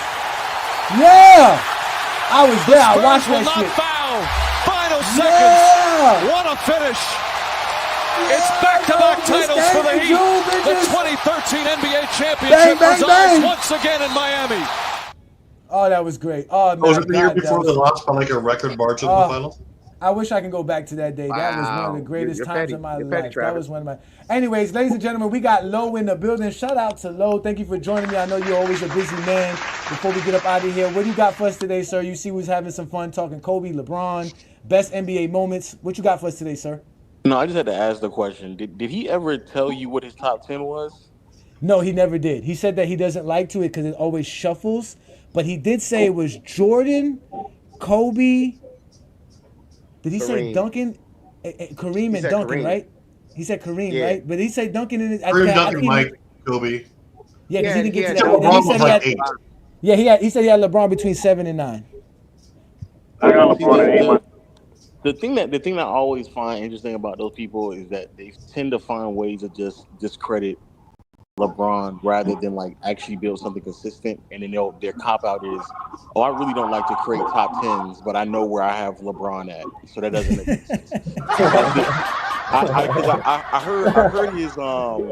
heard his reasoning was, I like two-way players who won difficult championships, and he did it for a long period of time. And I know I'm almost 100% sure he has Magic Johnson in his top 10, but Magic doesn't fit any one of those criteria at all. But if anybody says that Magic doesn't play defense, then it's the end of the world. But you would know because you said it several times. I've heard you say it several times. Yes, but you're not wrong. Magic's not a great defender. We all agree with you. And by the logic in which he's referring to, then Duncan would have to like universally be the third greatest player of all time by that logic. But again, I tend to see those people not put Duncan or even Kobe for that matter that high up. But I was scanning through and I was like, bro, I know this man does not have. He made this criteria. He's going to turn around and still find a way to put Magic Johnson ahead of LeBron, which would make no sense at all. Zero sense. Magic Johnson didn't win hard championships? Magic Johnson never played a lick of defense at the level in which he's referring. Yeah, he said full court. I asked him full court. No, because I asked him define full court. I'll repeat what I said. What I said. Magic Johnson has never played a lick of defense at the level in which he was referring full court. to. He wasn't full court. That was the criteria. You had to be a full court player. Magic's not a full court player. Magic's not a full court player. He's never played at that level. A lot of qualifying right here. We're doing a lot of qualifying. Magic has that was his qualifications. That was Skap Attack's qualifications. That's what he was trying to. Because see, it sounded good, Lo, when you have to discredit Bill Russell, right? Because it's easy. Bill Russell don't play no offense, right? That's the first thing they'll go to. So that's why it's easy. Yeah, but that was his thing. But let me ask you this, though. I want to ask you this before you go. What's worse, me having Michael Jordan 5th or somebody having LeBron 8th? LeBron being out of someone's top 5 quite literally makes no sense at all. I still think Jordan 5th is crazy, but LeBron being out of the top 5 just makes no sense. You have to literally conjure up arguments just to make it make sense, and even then it don't make no sense. Look, can I ask you a question? I can make it make sense. Hold on. No, you can't, Kobe fan. No, you can't, Kobe fan. Relax. I'm not a Kobe fan. I actually hated Kobe. I'm very objective. All right, let's let Travis ask this question so Logan get about his night. Yeah. Loki, I'm a big fan of you, man, and I would love to debate you sometime at FYS Sports. Just it would be an honor to me. Not because I have any particular beef with you. I think you're a fountain of knowledge. I would love to do it. Yeah. Oh, y'all didn't know? FYF was taken over by GJK. Y'all didn't know that? Ain't no more Lamont. I got Lamont tied up in a basement down here in Miami. Ain't no more FYF. It's Goat James Kingdom now. What y'all talking about, man? Ain't no FYF no more. When was the last time y'all saw Lamont debate? Yeah, or Lamont channel show? Huh? This is Goat James Kingdom. Okay, shout out to all of my 150,000 subscribers on FYF. Thank you so much. Either way, man. Can I point something out real quick? Yes, I haven't heard a lot of Bronny talk since he dropped that 30. I'm just saying. His average now like 3, 4, 5. Talking about us. Saying, like, Bronny can't play. Bronny doesn't need to be in the league. And guess what? Since he started playing in the G League, he started, developing, and he gave you a 30 piece. Nobody said anything. It's been real quiet. That's all I'm saying. It's been fine. real No, quiet in these YouTube it hasn't been streets quiet. after See, Bronny dropped this 30. you got to come to our Facebook group. Brandon posted something about that yesterday, and we already got over 2 million people that seen the post, and it's going crazy viral on Facebook. I don't know what it was about that post. That picture's foul. It's not foul. It's funny. It's hilarious. You know? Everybody needs a little bit of sugar here and there in their life. Come on, man. Anyways, I want to thank Lo for showing up. I appreciate you, Lo. You want to plug anything you doing recently? Anything you got? Any events? No, that's it. I'm gonna go back and rewatch the VOD a little bit to see what was being said. But I know I kind of already have a gist of the shenanigans that were being said, so I don't really know if it's gonna be that bad. It was actually. He has Kobe number 2, but he's not. Yeah, in the GOAT debate. Yeah. That was crazy. To have Kobe number 2 and say he's not in the GOAT debate is kind of crazy. But again, it was something that I set up with him yesterday, so there was really no topic. Today's show was about, your favorite NBA moments as an NBA fan growing up, and I obviously brought up my moments, and he talked about his. So we ended up talking about Kobe and LeBron, which I didn't think. I thought we were going to go to Jordan and LeBron throughout the conversation. So I thought it was refreshing, and it was definitely something new for what we do here in GOAT James Kingdom, and it was good. He made some good cases for Kobe. Yeah, he made some good points for Kobe. I'm not even gonna lie, and I'm glad that I was able to have a discourse with somebody without having to put him in the dugout. So that was great. So that was wonderful. So again, ladies and gentlemen, it's been a great Friday night. I want to thank Lo. I want to thank Skap Attack, because you guys are big time guys. You guys have such a big schedule. You don't have to take your time to sit here and talk to me. So I appreciate you two gentlemen. Also want to thank my GOAT James Kingdom members. We got Travis, Ishmael, Juan Boyd, Twin Man. You guys have always been great supporters of what we do here. Ro, thank you for showing up as a panelist. Check out the GOAT James Kingdom membership. If you're not a membership, make sure you subscribe to our channel, hit that like button, hit that ring notification, because you guys know we do it best here in GOAT James Kingdom, and we do it like nobody else does it, because again, we are the clutch sports hitmen. Brandon and I don't play games with none of y'all. We come out here and talk the game of basketball like none other. So if you want to catch us, come see us every Sunday, noon Eastern time, right here on the GOAT James Kingdom platform, where Brandon and I go live every Sunday noon. Also, check out the GOAT James Kingdom membership, where you get special perks for being a member of our channel. We got we got hats and t-shirts, merchandise. We help guys create their own graphs and videos as well. We got special content, exclusive material for our GOAT James Kingdom member. There's several tiers to what we do here in GOAT James Kingdom, so check out our GOAT James Kingdom membership, because again, ladies and gentlemen, we do the best things when we talk about playing the game of basketball. We prove why LeBron's the GOAT by using stats, accolades, and achievements. And if you want to use our eye test, it's not even going to go well for you as well, because we could explain what we see when we talk about LeBron being the GOAT. But tonight was a great, wonderful show. I am AJani the Exposer. I do this every Friday night. We were having a special Friday the 13th episode, where I was actually able to have a conversation with Skap Attack. So shout out to Skap Attack. As we all know, he has a big platform. I call him Skap Attack, it's Skap Attack. So shout out to him. And again, shout out to everybody who showed up on the platform. Shout out to Lamont. Shout out to Herm. Thank you for joining me. Again, ladies and gentlemen, this is the GOAT James Kingdom platform. I'm AJani Exposer. I'm about to get up out of here. Y'all enjoy the rest of your evening. If you're a basketball fan and you're tired of basketball shows that talk about fake narratives and using non-basketball terms like killer instinct, playoff translation, gravity, come to GOAT James Kingdom.